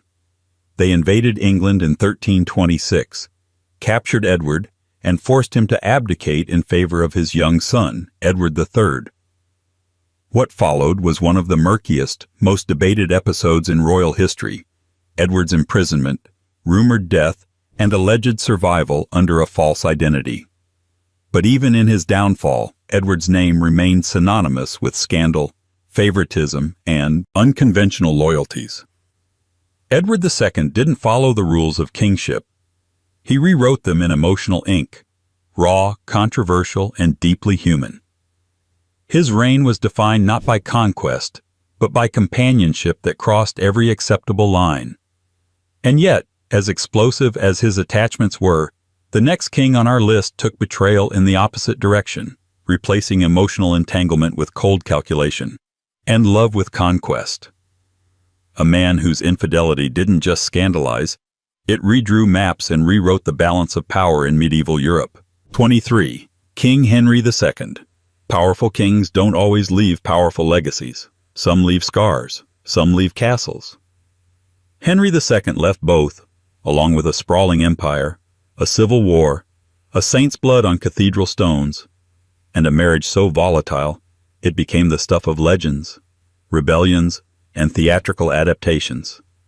At the center of it all, his queen, Eleanor of Aquitaine, and his mistress, Rosamund Clifford. Henry wasn't just any medieval monarch. He was the founder of the Plantagenet dynasty, ruler of an empire that stretched from the Scottish borders to the Pyrenees. He spoke multiple languages, implemented legal reforms that still echo in modern systems, and waged war as easily as he breathed. He also, it turns out, carried on an affair with a woman known as the Fair Rosamund, a name whispered through centuries with both pity and awe. Eleanor of Aquitaine, Henry's queen, was no powerless consort. She had once been Queen of France, then Queen of England, and in between, the most powerful woman in Europe. Their marriage began as a passionate political alliance. They ruled together. They had 8 children. And then the wheels came off. By the time Rosamund entered the picture, the royal marriage had curdled. Eleanor was older, politically formidable, and increasingly estranged from her husband. Henry, never one to let emotion interfere with appetite, sought affection elsewhere. Rosamund, the daughter of a nobleman, caught his eye, and then, apparently, much more. The affair was no minor distraction. Rosamund became a fixture of the royal court, installed in what chroniclers romantically dubbed a bower at Woodstock Palace. According to lore, Henry built her a maze to protect her from prying eyes. Though that's probably more poetic myth than architectural fact. What is true is that he elevated her status, lavished attention on her, and publicly signaled a connection that went far beyond courtly flirtation. Eleanor's reaction? Strategic fury.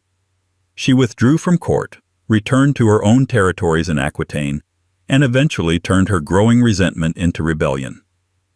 In 1173, 3 of her sons, including the future Richard the Lionheart, rose in revolt against their father. Eleanor backed them. Henry responded by imprisoning her for over a decade. While she sat in semi-captivity, Henry continued his relationship with Rosamund, who died a few years later under murky circumstances. Rumors, of course, filled in the blanks. Poisoned by Eleanor, hidden away in a convent, died of heartbreak. None of these are provable. All of them, however, fed into the mythos of a love triangle that was really a proxy war between power, passion, and pride. Henry's infidelities weren't casual. They were strategic, destabilizing, and deeply personal. His affair with Rosamond wasn't merely a lapse in marital duty, it was a wedge that helped crack an empire from the inside. And yet, even as Henry's domestic life burned, his lineage endured. His sons inherited his kingdom, his fire, and, most notably, his inability to remain loyal.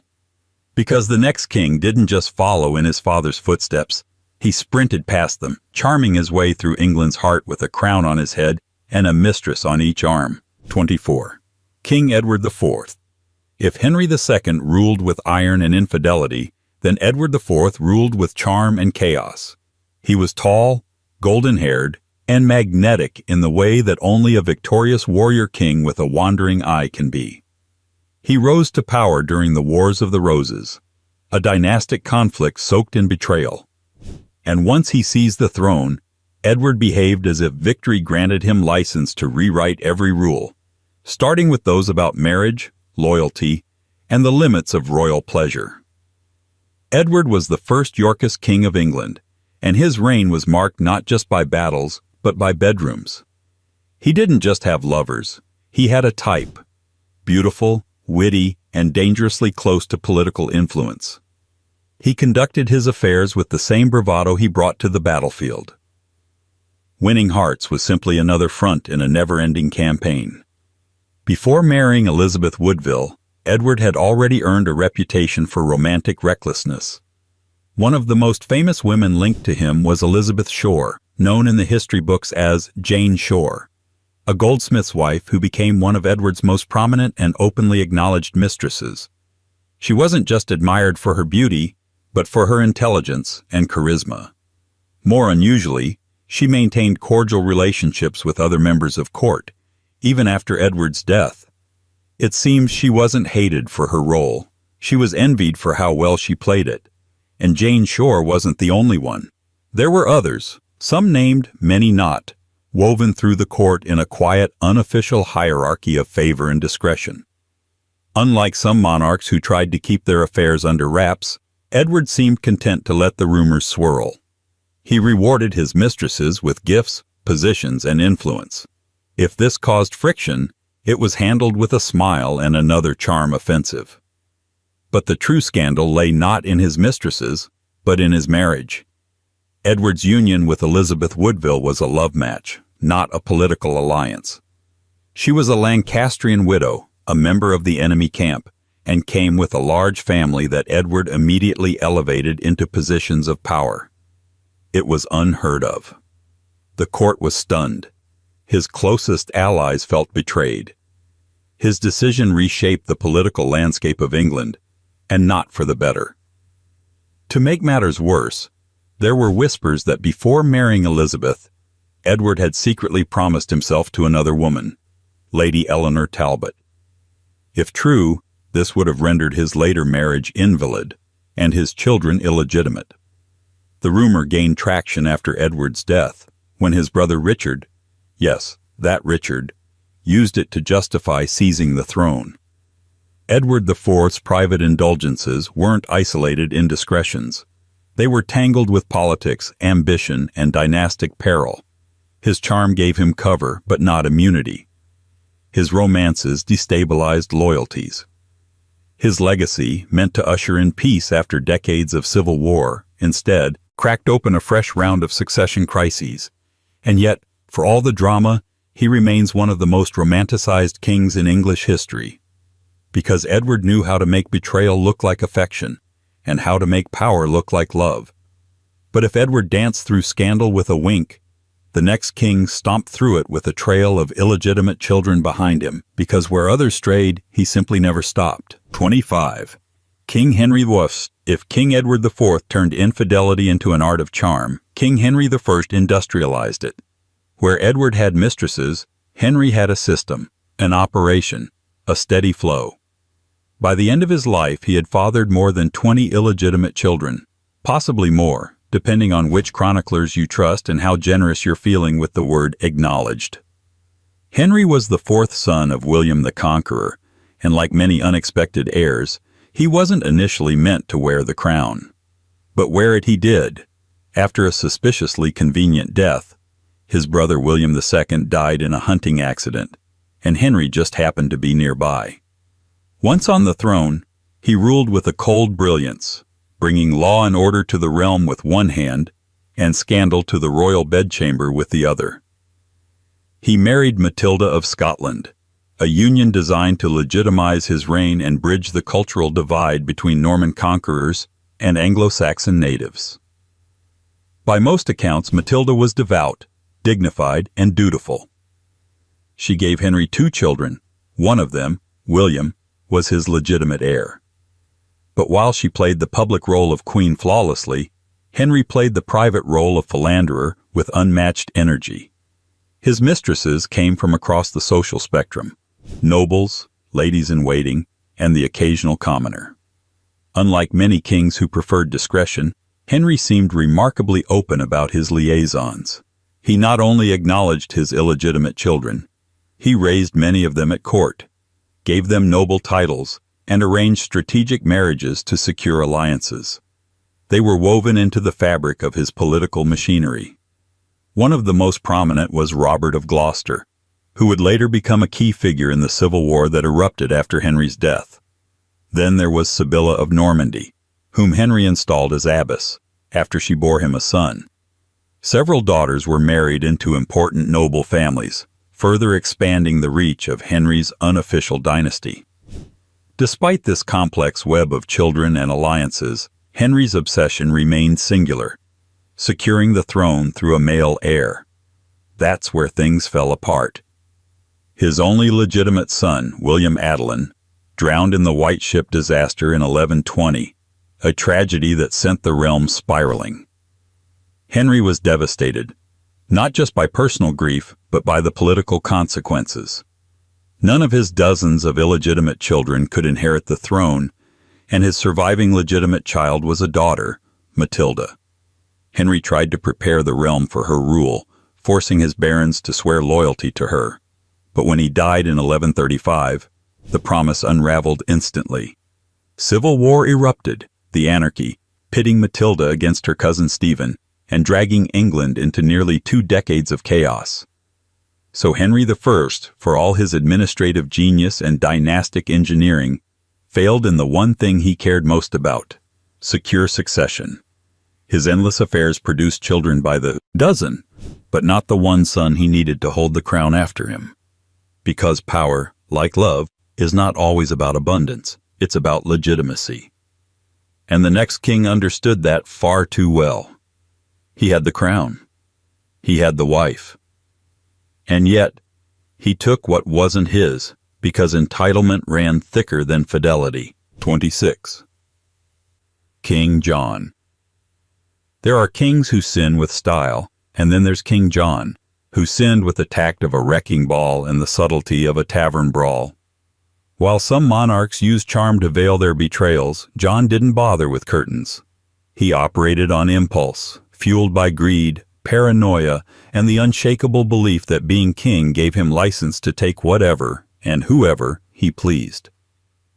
The youngest son of Henry II and Eleanor of Aquitaine, John grew up in the shadow of better brothers. Richard the Lionheart had the sword. Geoffrey had ambition. John had entitlement.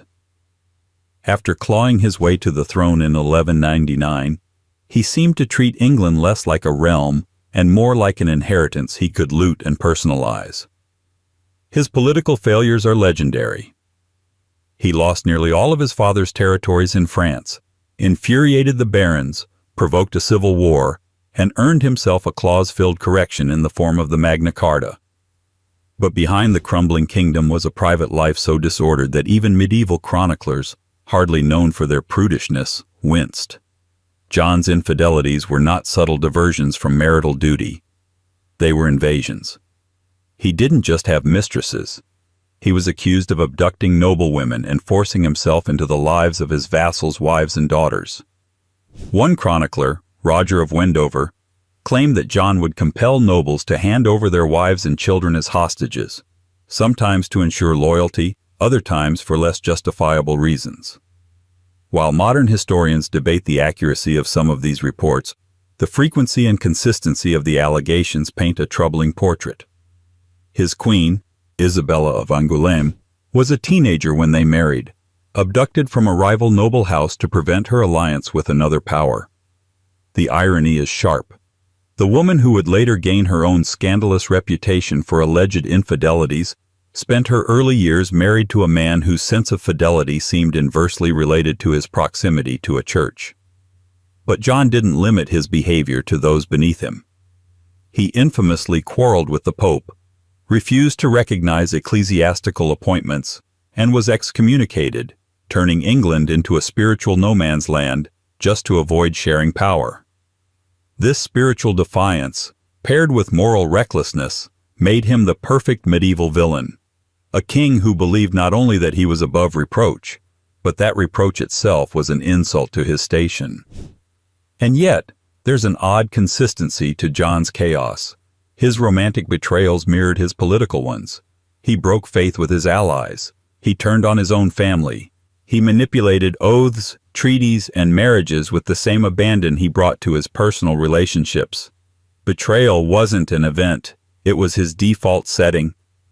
When he died in 1216, most of England breathed a collective sigh of relief.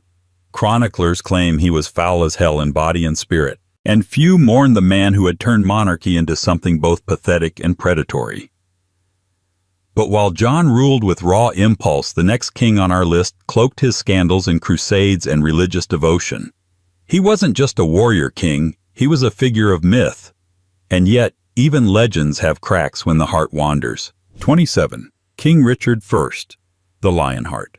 King Richard I, better known as Richard the Lionheart, is one of those monarchs whose legend often overshadows the man.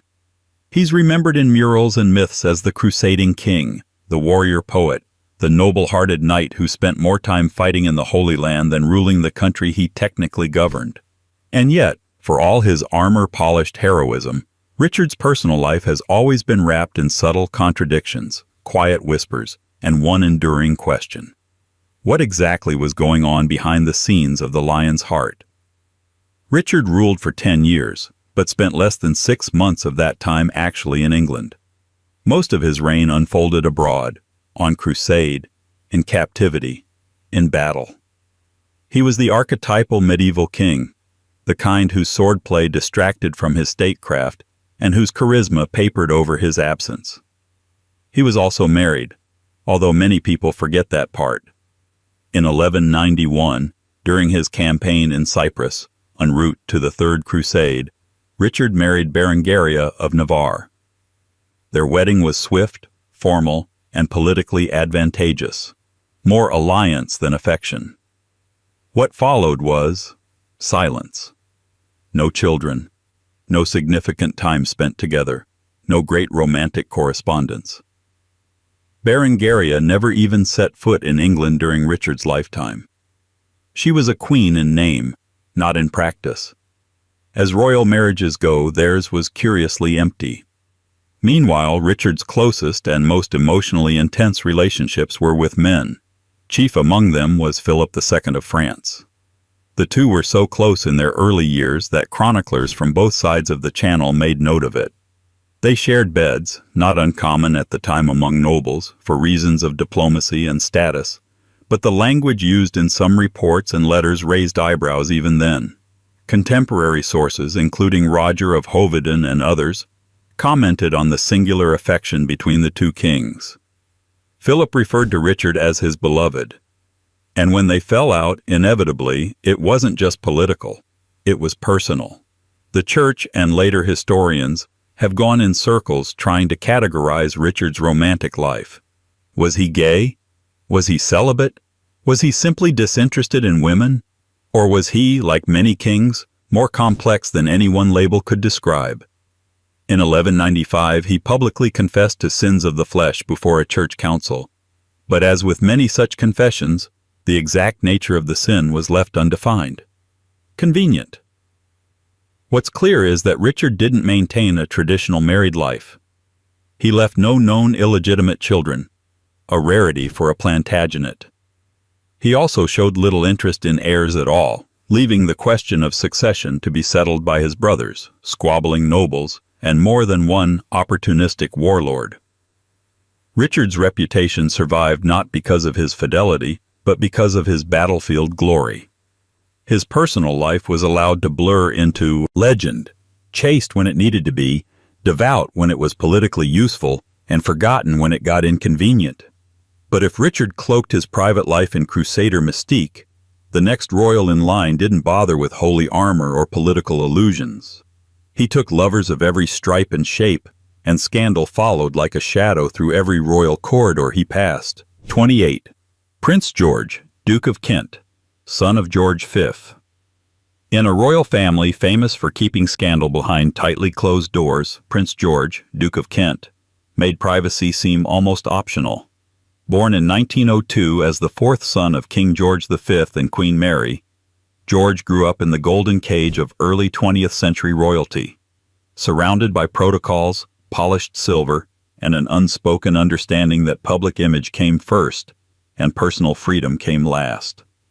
But George didn't take easily to that arrangement. He was the handsome one, the charming one, the one with an easy laugh and a wardrobe that made tabloid editors swoon. Unlike his older brothers, Edward VIII, the abdicator, and George VI, the reluctant king, George carved out a niche for himself as the glamorous royal. He served in the Navy, worked in the Foreign Office, flew with the RAF, and quietly scandalized nearly every branch of the family with a string of relationships that defied the image of stiff upper lip royalty.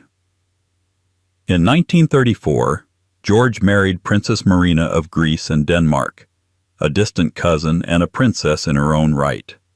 It was a royal wedding fit for the headlines, and for a time, it offered the appearance of stability. They had 3 children together, including Prince Edward, the future Duke of Kent. But even as the family photos filled newspapers, George's private life hummed with contradictions. Throughout the 1920s and 30s, rumors about his affairs were relentless. They weren't just rumors, they were entire volumes of quiet speculation among palace insiders. Some of the affairs were said to be with women, actresses, aristocrats, and socialites. One oft-mentioned name is Kiki Preston, an American heiress and socialite who became known as the girl with the silver syringe. Their affair was reportedly intense and volatile, set against the decadent, drug-fueled backdrop of expat high society in Paris and London. Preston's life ended tragically, but George's connection to her lingered in whispered memory. Even more contentious were the rumors of his relationships with men. There were suggestions, never confirmed but often repeated, that George had romantic entanglements with several prominent figures, including playwright Noel Coward. Coward himself dismissed the speculation with characteristic wit, but the fact that these stories circulated so widely, despite the royal family's notoriously tight grip on its narrative, suggests something more than idle gossip. Biographers tiptoe around the specifics, often defaulting to euphemisms. Bohemian circles, intimate friendships, unconventional lifestyle. But between the lines, the picture is clear. George's marriage was real, but it wasn't exclusive. His private relationships challenged the era's expectations of royal masculinity, and his very existence seemed to unnerve the institution he was born into. Then, in 1942, at the height of World War II, Prince George died in a mysterious plane crash in Scotland during active military service. He was the first royal to die on active duty in over 500 years. Conspiracy theories followed. So did speculation. Was Prince George unfaithful? By conventional standards, absolutely. But more than that, he lived a life that defied royal containment. Where others concealed, he strayed, quietly, rebelliously, and often dangerously close to the truth the monarchy never wanted to discuss out loud. But if George's transgressions simmered beneath royal silk, the next royal in line would do something even more improper. Step down from the pedestal entirely and blur the line between princess and artist, with affairs as bold as her cigarette smoke. 29.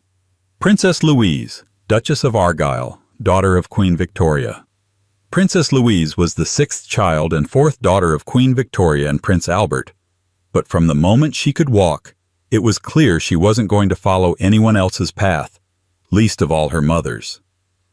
In a royal family built on rules, restraint, and relentless decorum, Louise became the unpredictable spark, a sculptor, a feminist, a woman of ideas, and, if the rumors are to be believed, a woman who knew how to keep secrets. Unlike many of her sisters, who were married off to European princes and confined to palaces abroad, Louise insisted on staying in Britain. She married John Campbell, the Marquis of Lorne, later Duke of Argyll, a Scottish aristocrat, future Governor-General of Canada, and a man whose relationship with Louise was best described as complicated. The match seemed modern at first, a royal marrying a nobleman, not a fellow royal, a progressive woman matched with a liberal-minded husband. But behind the symbolic gesture was a quieter dysfunction. Their personalities clashed, their priorities diverged, and soon, so did their affections. Louise and Lorne never had children, and their marriage quickly cooled into something formal and distant. Whether it was incompatibility or disinterest, or both, something fractured early and stayed that way. Theories about Lorne's orientation have long been whispered among historians, some suggesting that he was more interested in male companionship than anything a traditional marriage could offer. Louise, in turn, did not take kindly to being ignored. It's in that space, between public silence and private frustration, that the rumors begin to bloom. She was a princess, yes, but also a woman surrounded by artists, intellectuals, and bohemians. She moved in circles far outside the confines of Windsor and Balmoral. There were rumors of affairs with her tutors, particularly the sculptor Joseph Edgar Boehm. Boehm died suddenly in his studio, and palace gossip suggested he died in Louise's arms, though official records were predictably vague. Another name often floated was Walter George Sterling, one of her equerries, who shared a notably close relationship with the princess for many years. And then there were the nameless, faceless rumors, trysts with artists, fleeting liaisons with commoners, romantic entanglements that would have sent Queen Victoria into cardiac arrest had they ever been confirmed. Louise never addressed any of it publicly. She didn't have to. She outlived her siblings, remained active in public life, and continued creating art well into her later years. She was present at royal events, honored for her work, and quietly revered as the black sheep who somehow survived the wolves. Was she unfaithful? In a palace governed by appearances, her real betrayal may have been personal freedom. She refused to perform marital submission. She sought connection, passion, and intellectual partnership, even if it led her outside the acceptable royal lanes. Louise's story is one of footnotes and ellipses. A woman ahead of her time, hemmed in by dynasty, and quietly rearranging the rules in ways her mother never approved of, but could never quite stop. And if Louise's rebellions were quiet storms in a Victorian teacup, the next royal on this list would grow up centuries later, in a world of tabloid lenses and nightclub cameras, where discretion was dead and youthful recklessness played out on the front page. 30. Prince Harry, Duke of Sussex. Before he was the Duke of Sussex, the husband of Meghan Markle, and the globally controversial memoirist of Spare, Prince Harry was something else entirely. The royal family's wild card. The spare to Prince William's heir. The boy who walked behind his mother's coffin and into a lifetime of public scrutiny. And, for a stretch of years in his 20s, a tabloid's dream and a palace press office's worst nightmare. Unlike many royals on this list, Harry didn't cheat on a spouse. At least not publicly, not during his marriage. But long before he settled into the role of husband and father, Harry was known for a string of youthful relationships, and more than a few of those were shadowed by whispers of infidelity. The headlines didn't always say it directly, but the phrases were familiar. Harry caught partying without girlfriend, seen leaving with mystery woman, and that old royal standby, rumors of trouble in paradise. In fairness, Harry never asked to be born into this dynasty, but he certainly didn't shy away from its privileges. Raised in a post-Diana world where the press could be both the enemy and the enabler, Harry's romantic entanglements often blurred the line between private exploration and public exhibition. His early relationships were youthful, messy, and endlessly monitored. His on-again, off-again relationship with Chelsea Davy was tabloid fodder for years. Davy, a Zimbabwean heiress and law student, was widely seen as someone who might have tamed Harry, until, reportedly, she grew tired of the constant media glare and his often less than princely behavior. Then came Cressida Bonus, another aristocratic girlfriend who seemed well suited for royal life on paper, but found the fishbowl existence unmanageable. With both women, rumors of Harry's straying circulated whenever the relationships went cold, fueled by photos, unnamed friends, and that unmistakable tone of press euphemism. Was Harry unfaithful? The record is more murky implication than direct evidence. But the image was clear. The charming prince who played a bit too fast, partied a bit too hard, and wasn't always where he was expected to be. More than once, his companions were photographed looking less than thrilled in his absence. Still, it wasn't the alleged cheating that stuck to Harry's legacy. It was the pattern. Fleeting romances, emotional absences, and a sense that the women he dated were placeholders for something else, something he hadn't figured out yet. The shadow of his mother's death loomed large. So did the pressure of being the fun one, the relatable one, the one expected to act out so that his brother could act up. By the time he met Meghan Markle, Harry's playboy reputation had cooled, but it hadn't disappeared. Their relationship was fast, intentional, and globally dissected.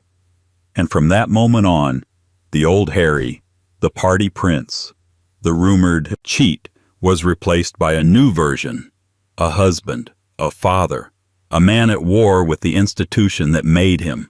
But for all Harry's youthful recklessness, the next royal in line had a different kind of scandal. One born not of nightclub missteps or youthful ego, but from within a crumbling marriage, where rumors weren't just tolerated, they were televised. 31. Prince Andrew, Duke of York. If Prince Harry was once the royal family's rebellious spark plug, Prince Andrew has become its ongoing public relations crisis. A man whose scandals stretch across decades, continents, and moral boundaries. But before he was headline poison, before the lawsuits and exile from public life, Andrew had already earned a reputation as the royal with a wandering heart, and a lifestyle to match.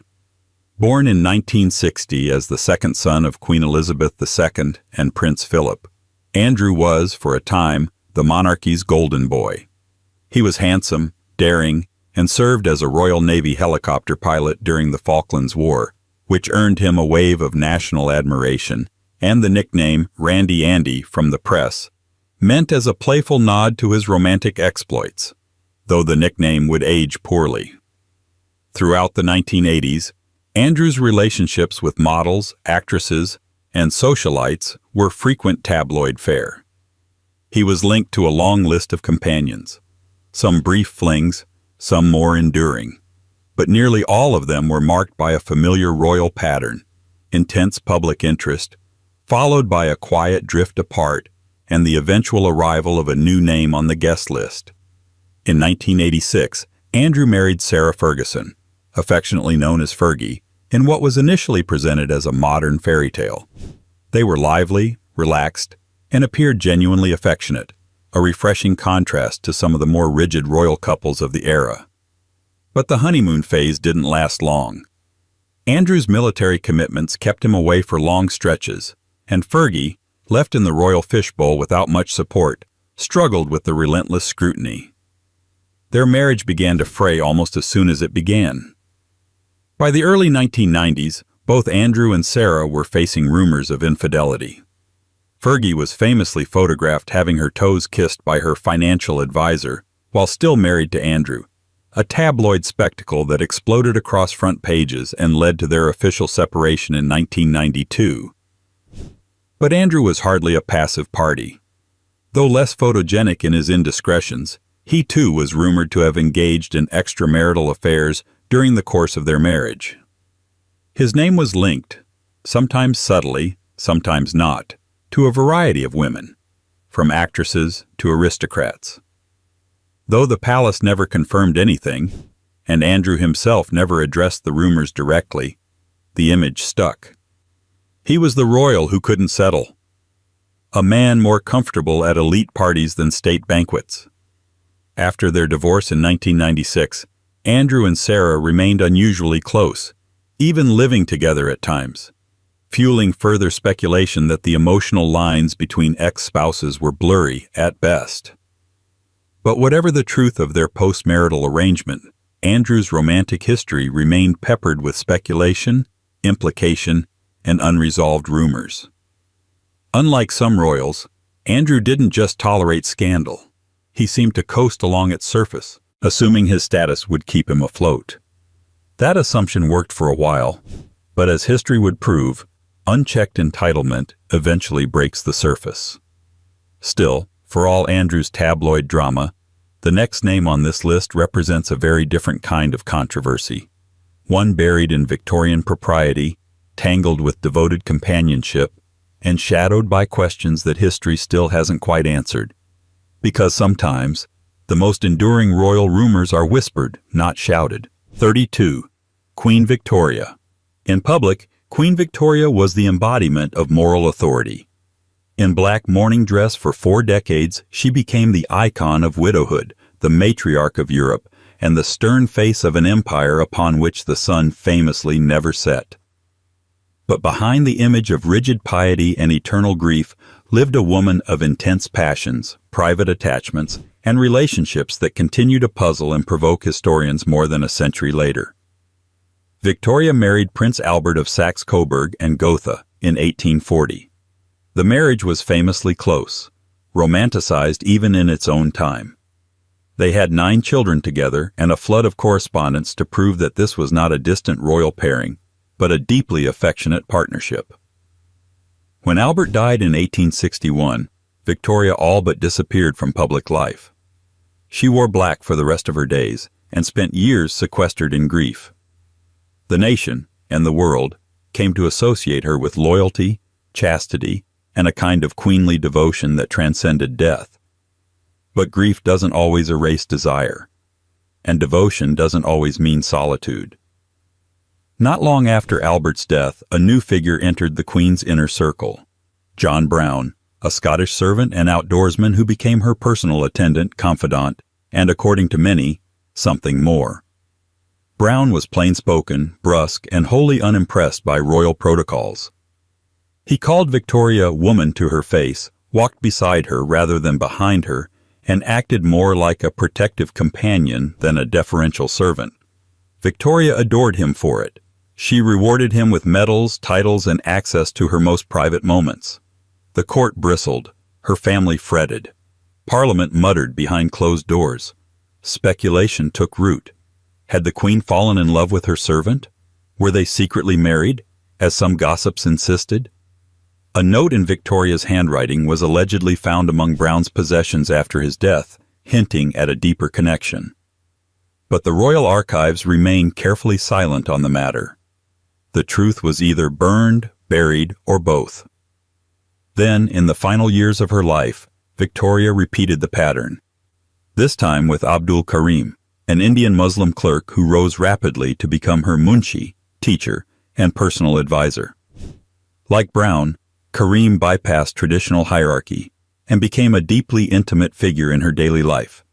He taught her Urdu, shared food with her, and received private audiences that even her children were denied.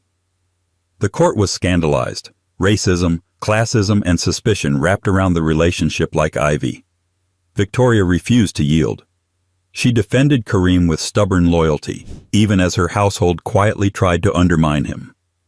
When she died in 1901, her family moved quickly to erase all trace of Karim's presence, destroying letters, evicting him from royal property, and reasserting control over a narrative they feared had strayed too far. Was Queen Victoria unfaithful? By the strictest legal definition, no. But the emotional weight of her relationships with Brown and Kareem suggested attachments far deeper than mere friendship. In a life defined by control, these were the moments where the mask slipped. And if Victoria's attachments hinted at impropriety, the final royal on this list made no such claims of virtue.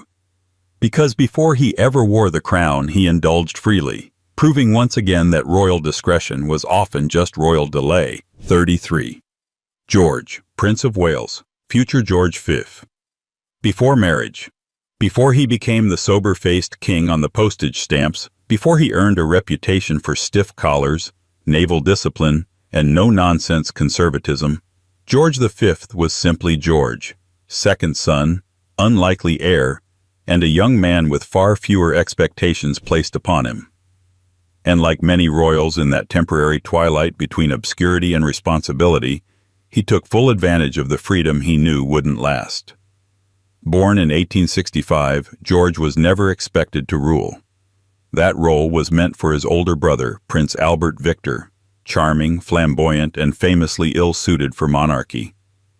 But when Albert Victor died suddenly of pneumonia in 1892, George was forced into a life he had never wanted. And the crown, like many responsibilities, doesn't care if you've had time to emotionally prepare. Before duty reshaped his world, George's early adulthood followed a familiar royal script. Naval service, travel, carefully curated public appearances, and a long trail of romantic entanglements, quietly managed by those whose job it was to ensure nothing got too messy. He spent much of his youth at sea, both as a naval officer and as a roaming prince in an empire that stretched across the globe. Ports of call brought more than just diplomatic greetings. George, by all accounts, enjoyed female company with enthusiasm. His companions included actresses, dancers, and women who likely would not have passed muster under Queen Victoria's moral gaze. One of the better documented relationships from this period was with a woman named Maudie, referred to in several letters and memoirs as a stage performer with whom George was involved during his early naval years. There are hints in correspondence that suggest the relationship was more than passing infatuation, though, as with most premarital affairs among royals, the evidence is tantalizing but incomplete. There were also quiet rumors of liaisons with married women and aristocrats whose names were kept out of official records, but not out of court whispers. None of these affairs caused a scandal significant enough to reach the public, which speaks less to discretion and more to the machinery of royal silence that had been perfected over generations. Even after his engagement to Princess Mary of Teck, his late brother's former fiancée, George's personal life took time to recalibrate. Their marriage was arranged with all the strategic precision expected of royal unions, but it was said to have developed into a genuine companionship over time. Still, in those early days, there were rumors that George's romantic past hadn't entirely been shelved. Eventually, George grew into the image we now associate with him: stern, dutiful, traditional to the point of stubbornness. But it's worth remembering that before the crown straightened his back and silenced his passions, he was a young man not immune to the temptations of his position, and certainly not above indulging them. His youthful indiscretions didn't stain his reign. They were quietly folded into history's footnotes. But they serve as one final reminder that even the most austere monarchs often begin as something messier, more human. Because behind every royal portrait is a person, and behind every person, a pattern. And in the case of these 33 royals, that pattern was clear. Vows were made, and broken again and again.